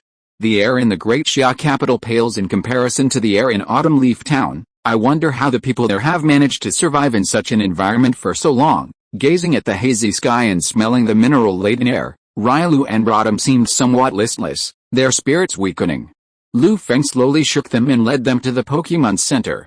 He asked Miss Joy to check them out and then registered for a dormitory at the Pokémon Center. Perhaps due to the local environment, Miss Joy's skin color in Ki Town was slightly darker and rougher than that of the other town's Joys.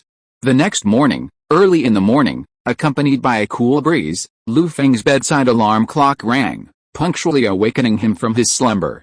Suddenly, he casually touched his face and discovered it had been stained with a layer of volcanic ash, making him look rather dusty. Lu Feng hurried to the windowsill, gazing at the ash drifting outside, and suddenly a sudden realization dawned on him. No wonder the residents of this town have such rough skin. Staying in this environment for so long, it's hard to believe their complexion would improve, Lu Feng muttered under his breath, closing the window to prevent the ash from drifting into the room. Then, he hurried to the bathroom, quickly washed up, released his Pokémon, and fed them the energy cubes he had prepared. About an hour later, it was 7:30 a.m. Since Rylou and Rodham didn't like the environment of Autumn Leaves Town, Lu Feng, after consulting with them, immediately returned them to their Pokéballs. Taking advantage of the still warm morning heat, Lu Feng left the Pokémon Center alone and headed towards a residential complex in the southern part of Autumn Leaves Town.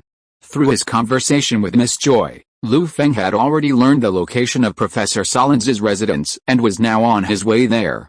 Not long after, Lu Feng arrived in the southern part of town and paused, gazing at the elegant two-story building before him. He pondered for a moment, then slowly approached the gate and gently pressed the doorbell on the wall.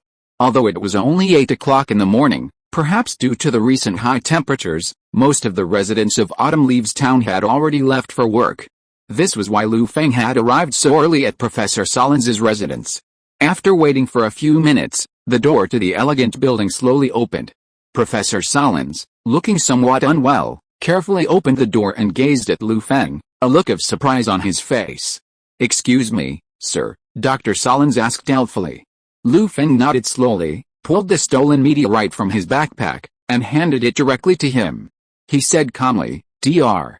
Solens, I stopped the lava team on Route 114 yesterday. I heard them say that this meteorite was stolen from you, so I came here today to return it to its rightful owner." Dr. Solens's body trembled at the words, his eyes fixed on the meteorite in Lu Feng's hands. He swallowed hard, his expression extremely excited. "Sir, you just said you came here to return this meteorite to me?" he asked hesitantly, his face filled with disbelief. Lu Feng nodded gently, saying, "Dr. Solens, please calm down. You heard me right. I'm here to return this meteorite to you." After confirming Lu Feng's purpose, Solens's breathing quickened, his face flushing involuntarily, his entire body surging with excitement. "Sir, thank you very much for your help. Please come in and sit for a moment." He took a deep breath, calming his emotions and allowing himself to slowly settle. Then, Lu Feng followed Solens into his home, entering a somewhat cluttered living room. He was dazzled by the various meteorites and other rare stones carefully arranged around the room. If Dago were to see the stones in this room, I'm afraid they wouldn't survive. Suddenly, a strange thought struck Lu Feng. "My apologies.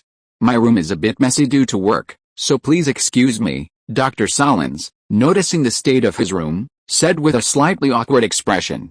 Lu Feng sighed helplessly, indicating that he didn't really care.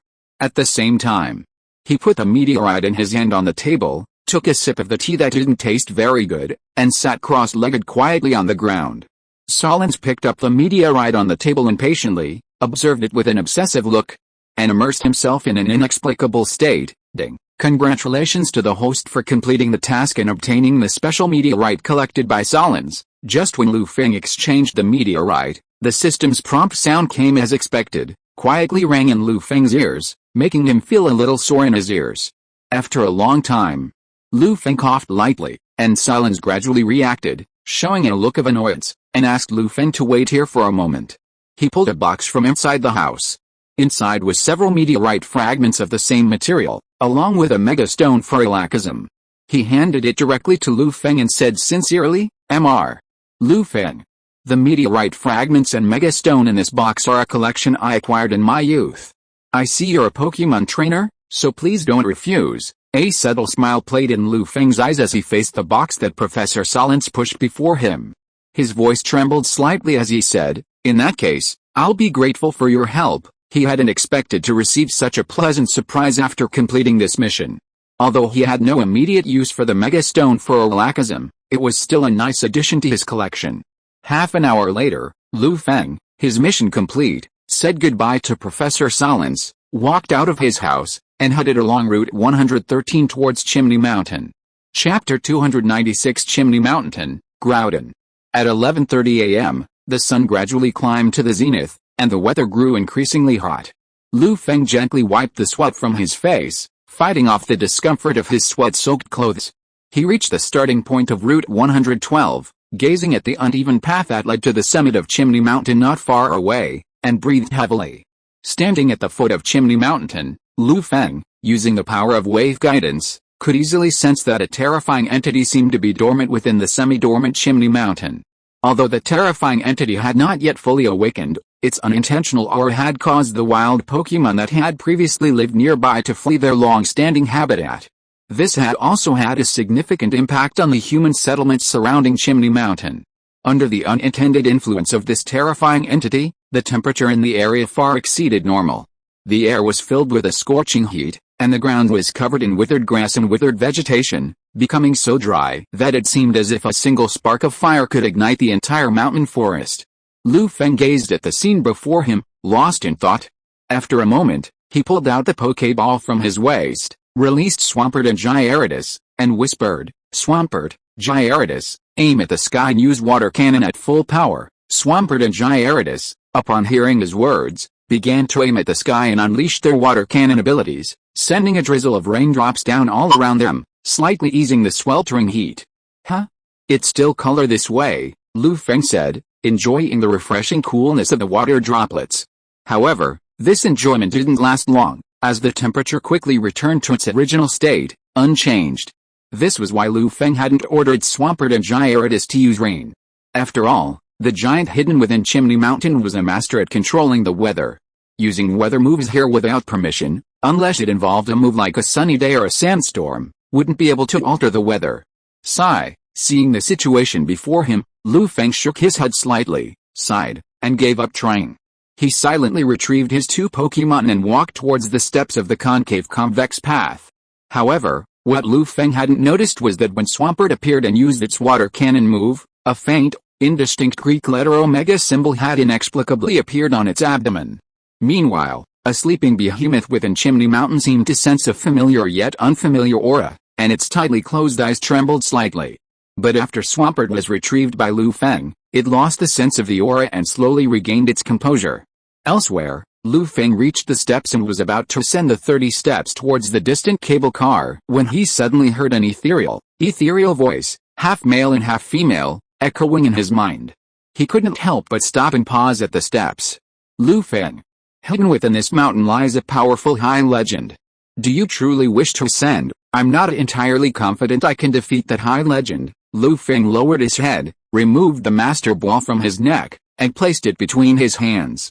With downcast eyes, he replied, "Reshiram, my purpose for coming to Chimney Mountain is to secure this legendary Pokémon sleeping within. As for whether or not I can fulfill my wish, I'll simply do my best." The purple Master Ball swayed gently.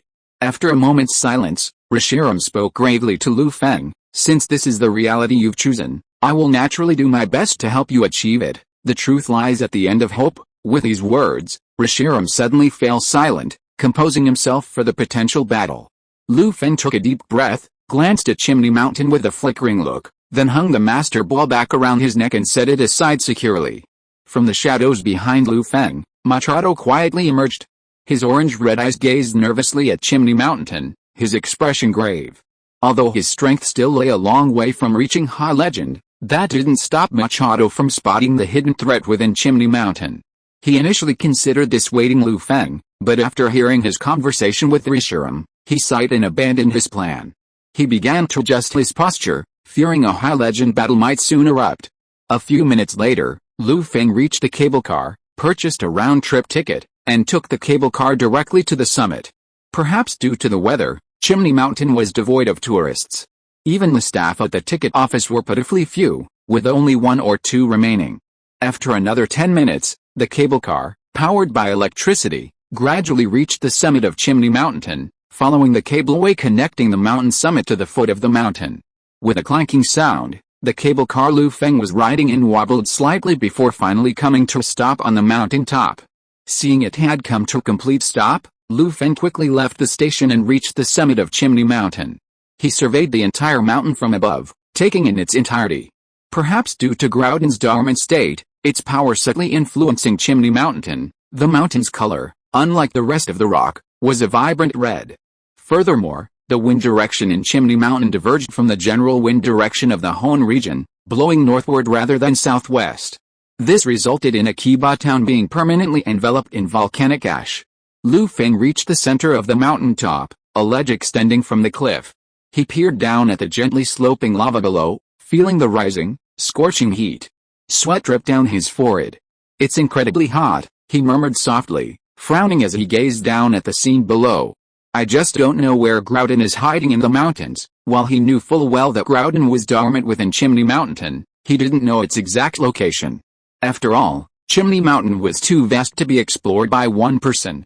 Furthermore, it was a semi-dormant volcano, making it impossible to damage it without causing it to fully reawaken and destroy the nearby human settlements. Based on historical events, it seems the magma team used the meteorite to loot Chimney Mountain and then used an instrument at its current location to activate the activity within Chimney Mountain, thereby stimulating the dormant Groudon and emitting a powerful aura, allowing them to locate him. Alternatively, the water team used the meteorite's power to halt the eruption, causing the volcano to enter a dormant state, allowing them to use thermal sensors to locate Groudon. Lu Feng pondered for a moment, then slowly walked away from the cliff, lost in thought. Just as Lu Feng was at his wit's end, he suddenly felt the Pokeball at his waist vibrate, instantly drawing his attention. He removed the 2 Pokeballs and released Swampert and Jengar.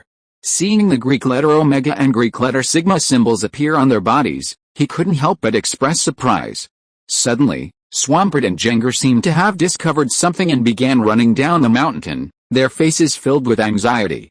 "Swampert, Jengar, did you sense something?" Lu Feng glanced at them in confusion, frowning and asking softly. Swampert and Jengar ignored Lu Feng's question, seemingly ignoring it, and simply ran towards a certain location below the mountain. Lu Feng stroked his chin thoughtfully, thinking for a moment, then hurriedly followed the 2 Pokémon, not daring to delay even a moment. As time passed, Lu Feng followed their guidance, gradually reaching the halfway point of the mountain. He followed a sparsely traveled, wooded path, and gradually appeared in front of an enormous cave. He sensed the aura emanating from the cave entrance for a moment, finding it even stronger than the one he'd sensed at the foot of the mountain. A sudden sense of enlightenment dawned on him. After hesitating for a few minutes, Lu Feng took a deep breath and stepped into the cave. Because of the lava within the mountain, the light from within, though hidden deep and obscured by the trees outside, remained unaffected, making it appear bright and clear, no different from the outside. After walking along the branching path of the cave for a while, Lu Feng discovered traces left by Swampert and Jengar. He quickly followed the remaining traces, braving the intense heat and rushing inside. It wasn't long before Lu Feng reached the end of the path, where he saw a Pokémon covered in red, flaky, armor-like skin. The dark underside of this Pokémon's abdomen was gray, with large spikes extending from its head, torso, and tail.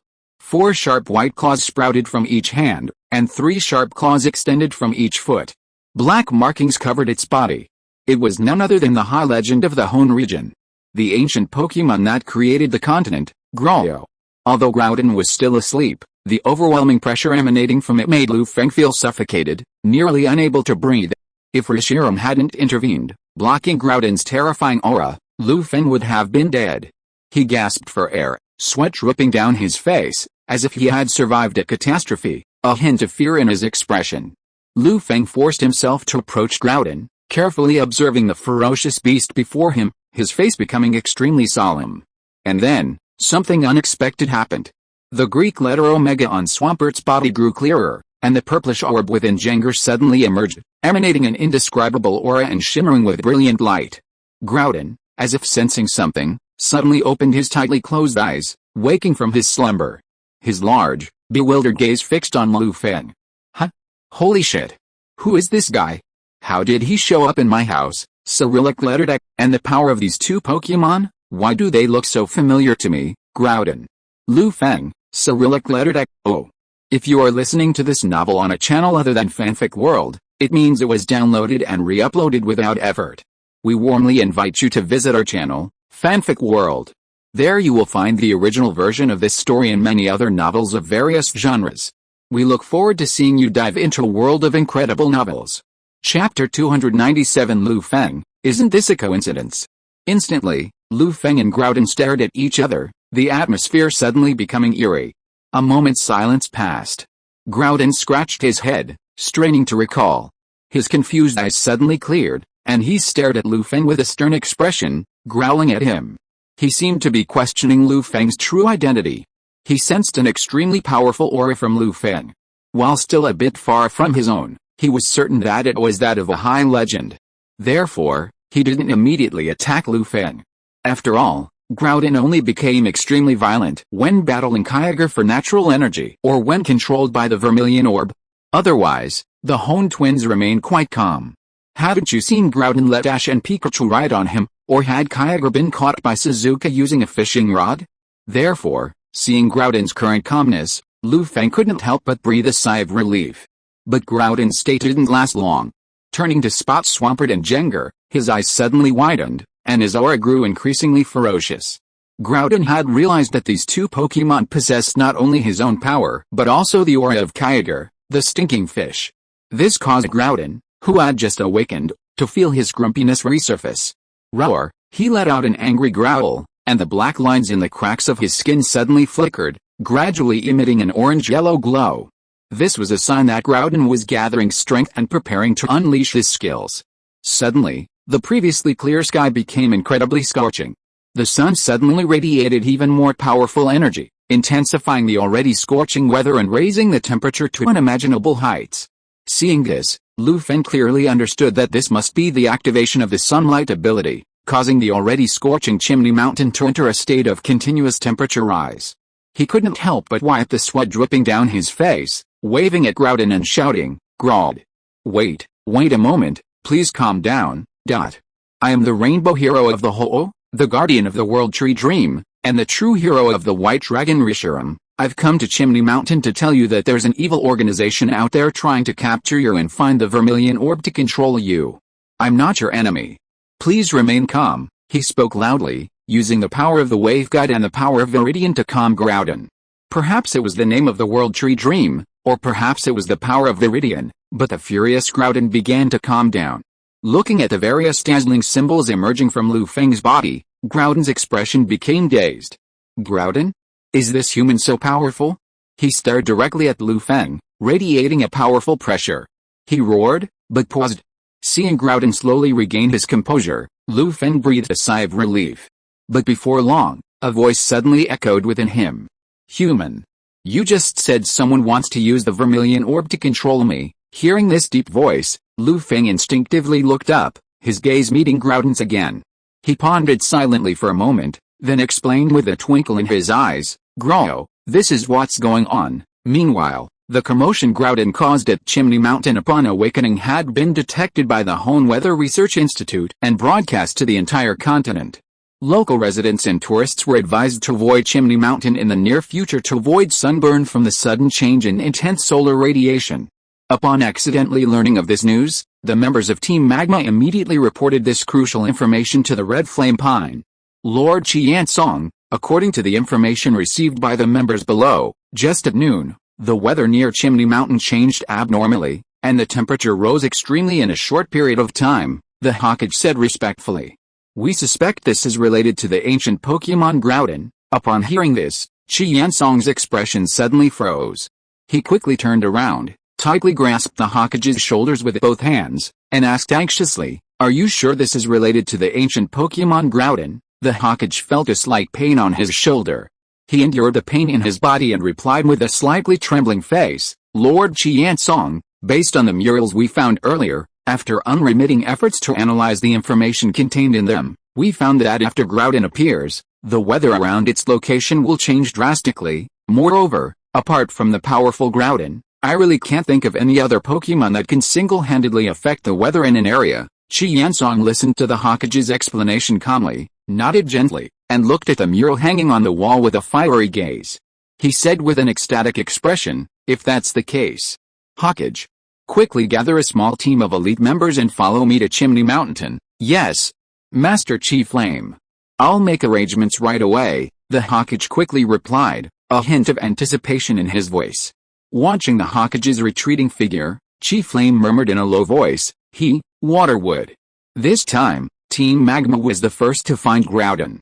"I'll show you that only the Earth can make the world a better place." Elsewhere, the Hoenn Alliance had also received reports of unusual weather changes at Chimney Mountain. To investigate the situation and prevent evil organizations from exploiting it, Mikuli asked Dago, who was closer to Chimney Mountain, to investigate. Meanwhile, in the Hoenn region, Channel 128, Underwater Cave, a Pokemon resembling a whale, dormant within the cave, seemed to sense something and trembled slightly, as if awakening from its slumber. It possesses two enormous pectoral fins, each with 4 white squares. Its torso is a deep blue with a red dorsal stripe. Its tail is split into 4 stripes, the inner stripes smaller than the outer ones. Although it is still asleep, the terrifying aura surrounding it clearly reveals its immense power. This Pokemon is none other than Kyogre, the high legend of the Hoenn region and creator of the ocean, Groudon's nemesis. Its body trembles continuously, gradually transitioning into a state of half-sleep, but upon noticing the absence of nature energy, it suddenly ceases its trembling, its eyelids closing again. Kyogre, nature energy hasn't even appeared, and Groudon, that idiot, is waking up. I'd better catch up on some sleep, and I'll give Groudon a surprise. Greek letter Omega, the view returns to Chimney Mountain. Now, after Lu Feng's earnest explanation, Groudon finally grasped the gravity of the situation and shifted his attention to Team Magma. Lu Feng pulled a bottle of drinking water from his backpack and sipped it slowly, relieving his dry mouth. He carefully observed Groudon's condition.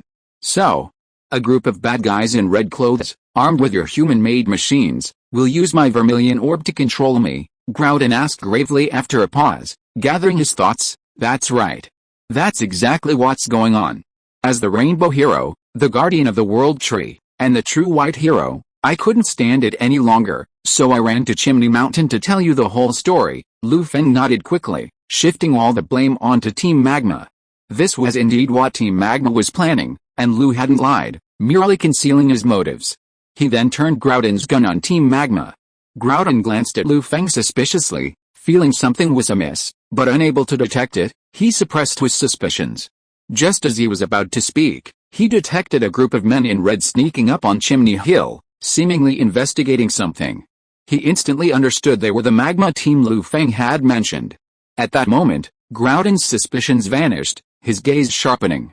After all, everything Lu Feng had just explained was completely tangible with the arrival of Team Magma. Furthermore, he was a highly regarded trainer for Ho-Oh, Mew, and Reshiram. How could this be false? Although Groudon hadn't sensed the aura of the vermilion orb in their hands, Lu Feng's words were already firmly in his mind. Instantly, Groudon stretched his body and climbed out of the extremely hot magma. His feet, carrying the weight of his whole body, stepped on the ground, causing the inside of Chimney Mountain to tremble slightly. Lu Feng noticed Groudon's abnormality and asked in confusion, "Groudon, what's wrong with you, humans? The group of people in red clothes you mentioned are here. I'm going to teach them a lesson," Groudon said in a deep voice, his expression extremely angry. Lu Feng showed a very surprised expression. He was a little confused. It was as if a storm was rising in his heart. He was stunned for a long time. "Lu Feng, good guy. Isn't this a coincidence? Are the people from the lava team here to bring warmth?" Chapter 298, Cliff Sword Warning. The lava team is annihilated.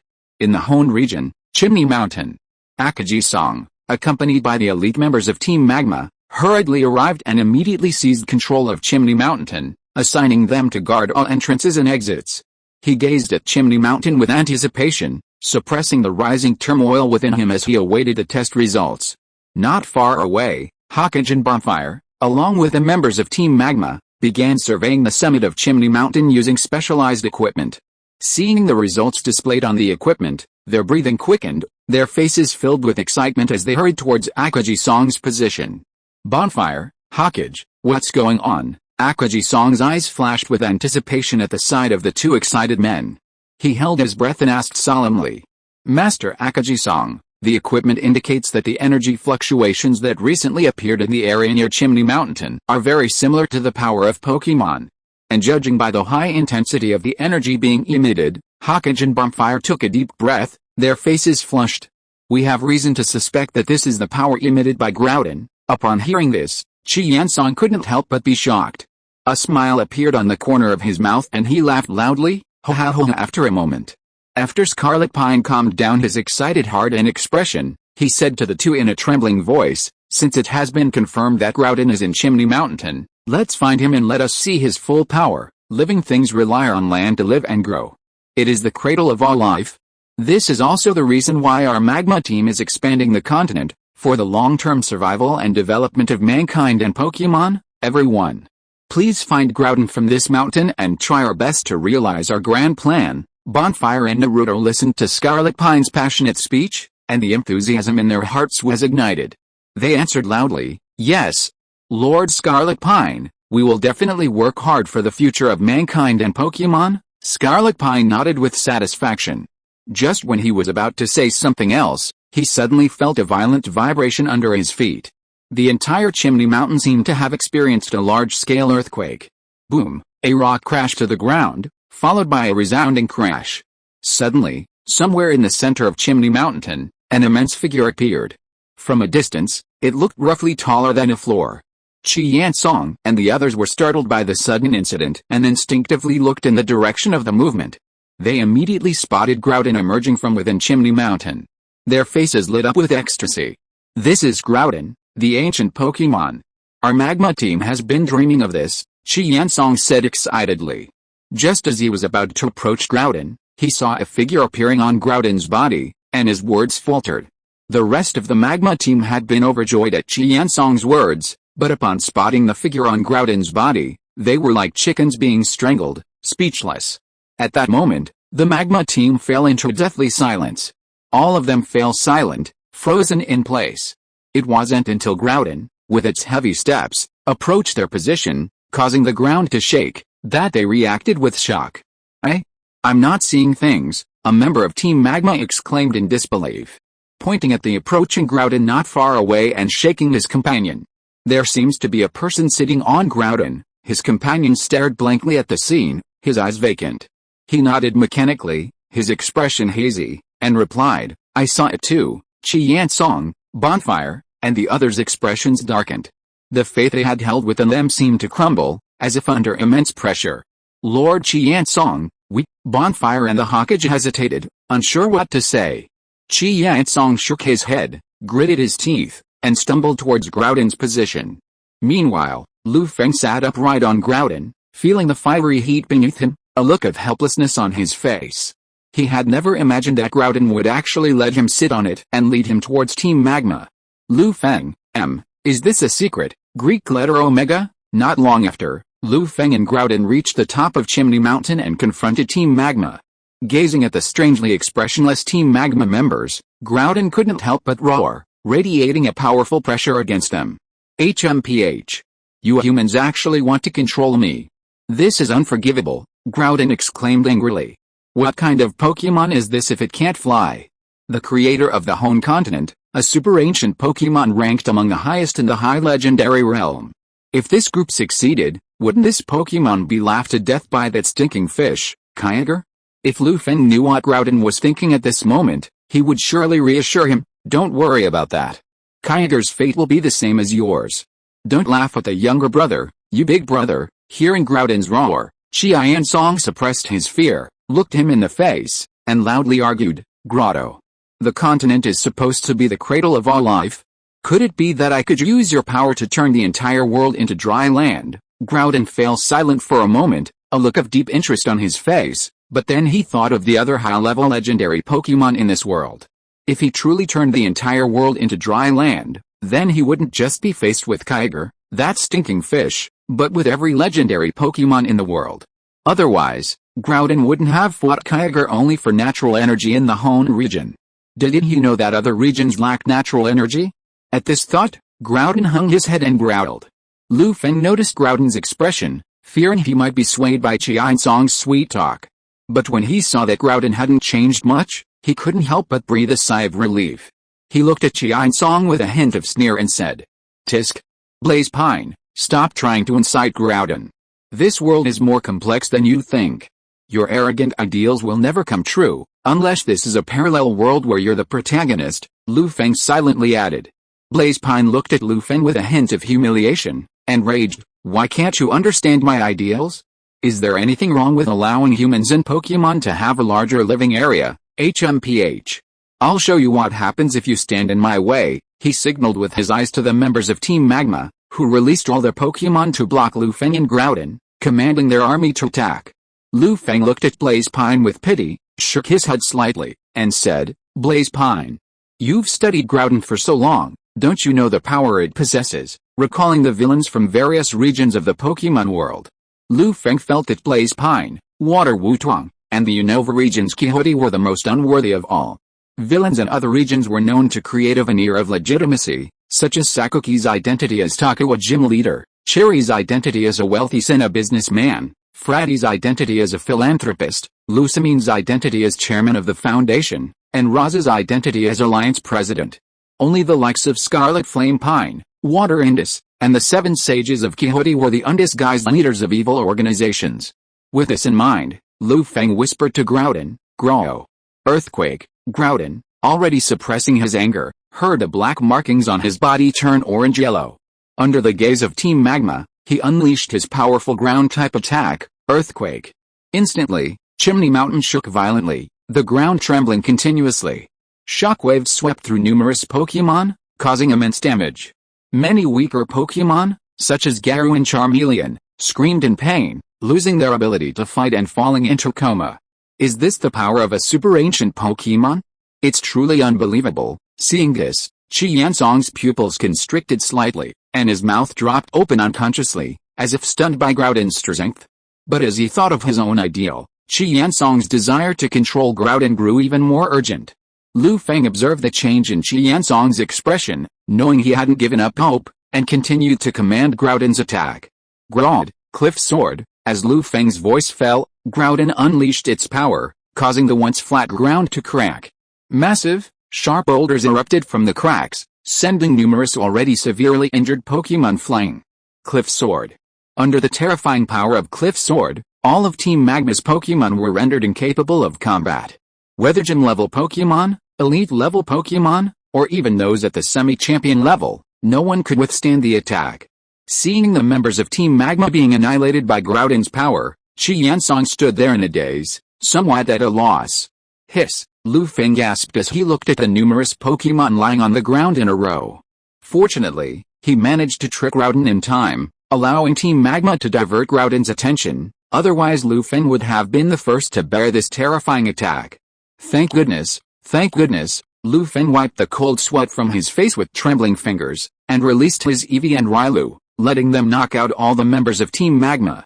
At this time, a powerful aura came from the sky not far away, and a shining silver metallic luster appeared in the sky, which immediately attracted the attention of Feng and Groudon. Chapter 299 Chang Wei, you still say you don't know martial arts? A few minutes later, under the brilliant sunlight, a silver-gray streak of light descended from the sky onto the summit of Chimney Mountain, not far from Feng and his companion's current position. Groudon stared intently at the spot where the light had landed, a look of deep confusion on his face. He sensed the aura of a champion-level Pokémon from the sudden appearance, and his gaze subconsciously cooled. Groudon, assuming the sudden arrival was also a member of Team Magma, the orange-yellow markings on his body illuminated again, ready to unleash a cliff-breaker. But before Groudon could act, Feng noticed the figure's movements and instinctively glanced in that direction. Upon discovering the figure that had just appeared on Chimney Mountain was a young man with silver-gray hair and a silver-white metagross, Feng was stunned and quickly stopped Groudon. "Groudon, don't attack yet. That person isn't from Team Magma." From the young man's appearance and the metagross beside him, Feng had already guessed his identity. Former Hoenn champion, Dago Tsukaji, Feng thought to himself. Groudon glanced at the Magma team members on the ground, his expression returning to its usual innocent demeanor. The orange-yellow markings on his body gradually faded, and he quietly calmed down. Elsewhere, Dago, aided by Metagross, landed on the summit of Chimney Mountain. He gazed at the remaining traces of battle and the lingering terrifying energy surge, his expression grave. Due to the sharp rock mass raised by the cliff sword, Dago and Metagross didn't immediately detect Groudon's presence. After a brief search, he turned his gaze to the back of the rock mass.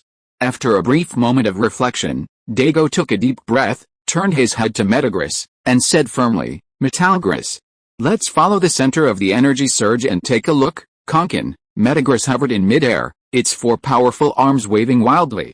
Its red eyes fixed Dago directly, and a sound reminiscent of heavy metal emanated, as if responding to Dago's call. Then, Dago and Metagross headed towards the center of the energy wave.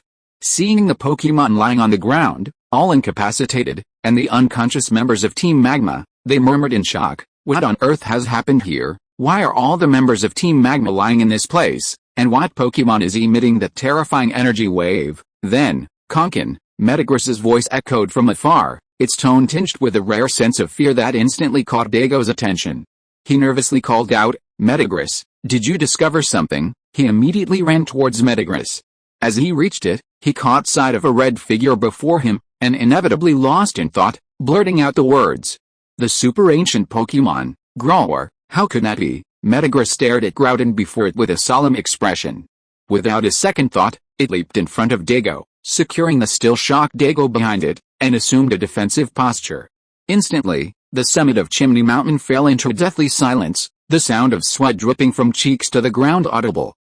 Feng noticed a strange change in the atmosphere and subconsciously glanced at Groudon. Groudon scratched his head innocently, his expression naive and endearing. Feng knew this must be a misunderstanding between Dago and Metagross. "Ahem," he said softly, seeing Metagross about to attack Groudon. "Ahem," Feng said softly, drawing their attention. Dago, please don't attack. Groudon means no harm," he said in a low voice. Hearing the voice beside him, Dago instantly regained consciousness. He slowly raised his head and looked to the left, his melancholy eyes meeting Feng's. Dago stared at Feng, standing calmly beside Groudon, his heart awash with turbulent waves, unable to calm down for a long time. "Megalodon, don't attack yet." He paused for a moment, then signaled for Metagross to halt its attack. He glanced at Groudon, then at Feng, seemingly hesitant to speak. Metagross, upon hearing this, slowly relaxed its stance, remaining firmly guarded around Dago. Groudon, observing this, curled his lips in regret and closed his eyes listlessly. He had expected Metagross to attack, allowing him to strike it with a cliff sword. Groudon's eyes always flickered with envy when he saw a flying Pokémon, but when he realized he couldn't fly, he became enraged, wishing to unleash his might on all those Pokémon that could fly. How tragic it must be that a Hoenn high legend couldn't even fly.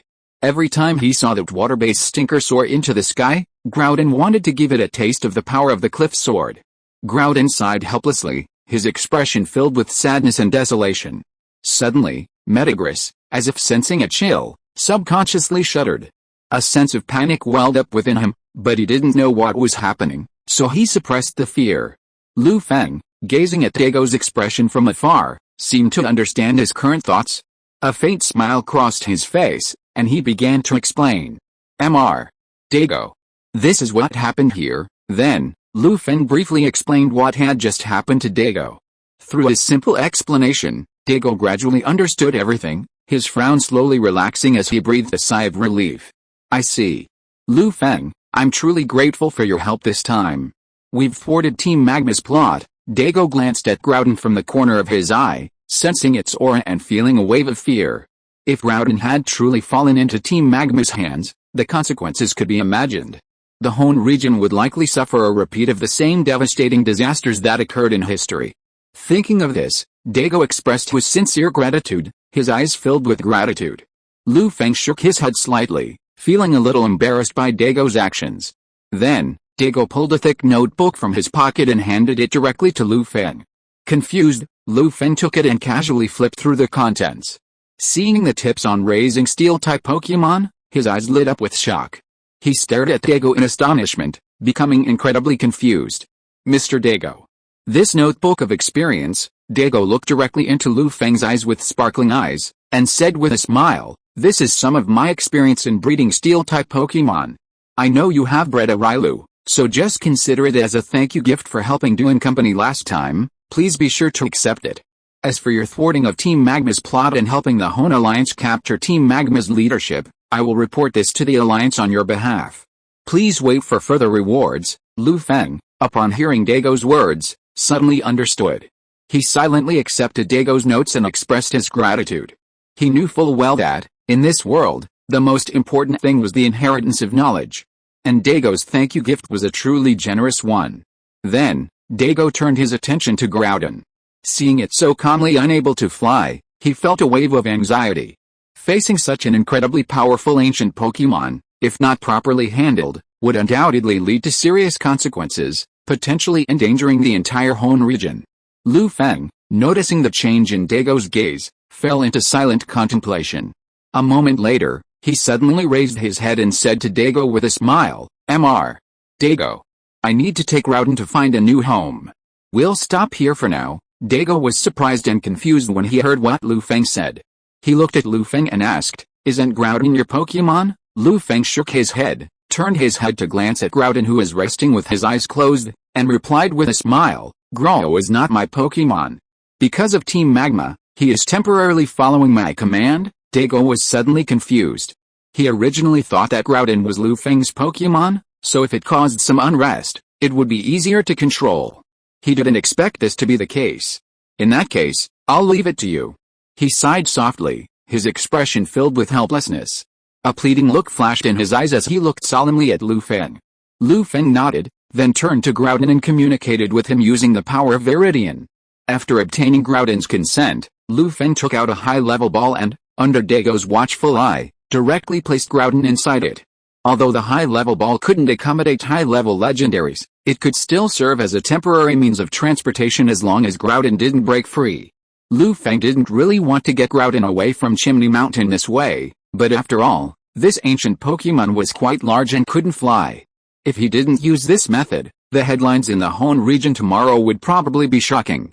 The ancient Pokémon Groudon appears, and strangely, it can't fly. Groudon, a great shame. Cliff Sword warning JPG. Dago's eyes widened involuntarily at this scene, his expression changing constantly as he stared at Lu Feng for a long, complex expression. "Dago, Chang Wei. You still say you don't know martial arts? Damn it. Groudon's already scored a goal, and you still dare to say it's not your Pokémon?" Lu Feng seemed to sense Dago's resentment, and a single thought crossed his mind: it's over. This matter is completely unexplainable. Quotation mark. End of this chapter. Thank you so much for reading until the end. Don't forget to give it a like. Looking for more exclusive content and immediate access? Subscribe to our Patreon. Remember, every like, subscription or donation encourages us to continue. Thank you all. See you in the next video.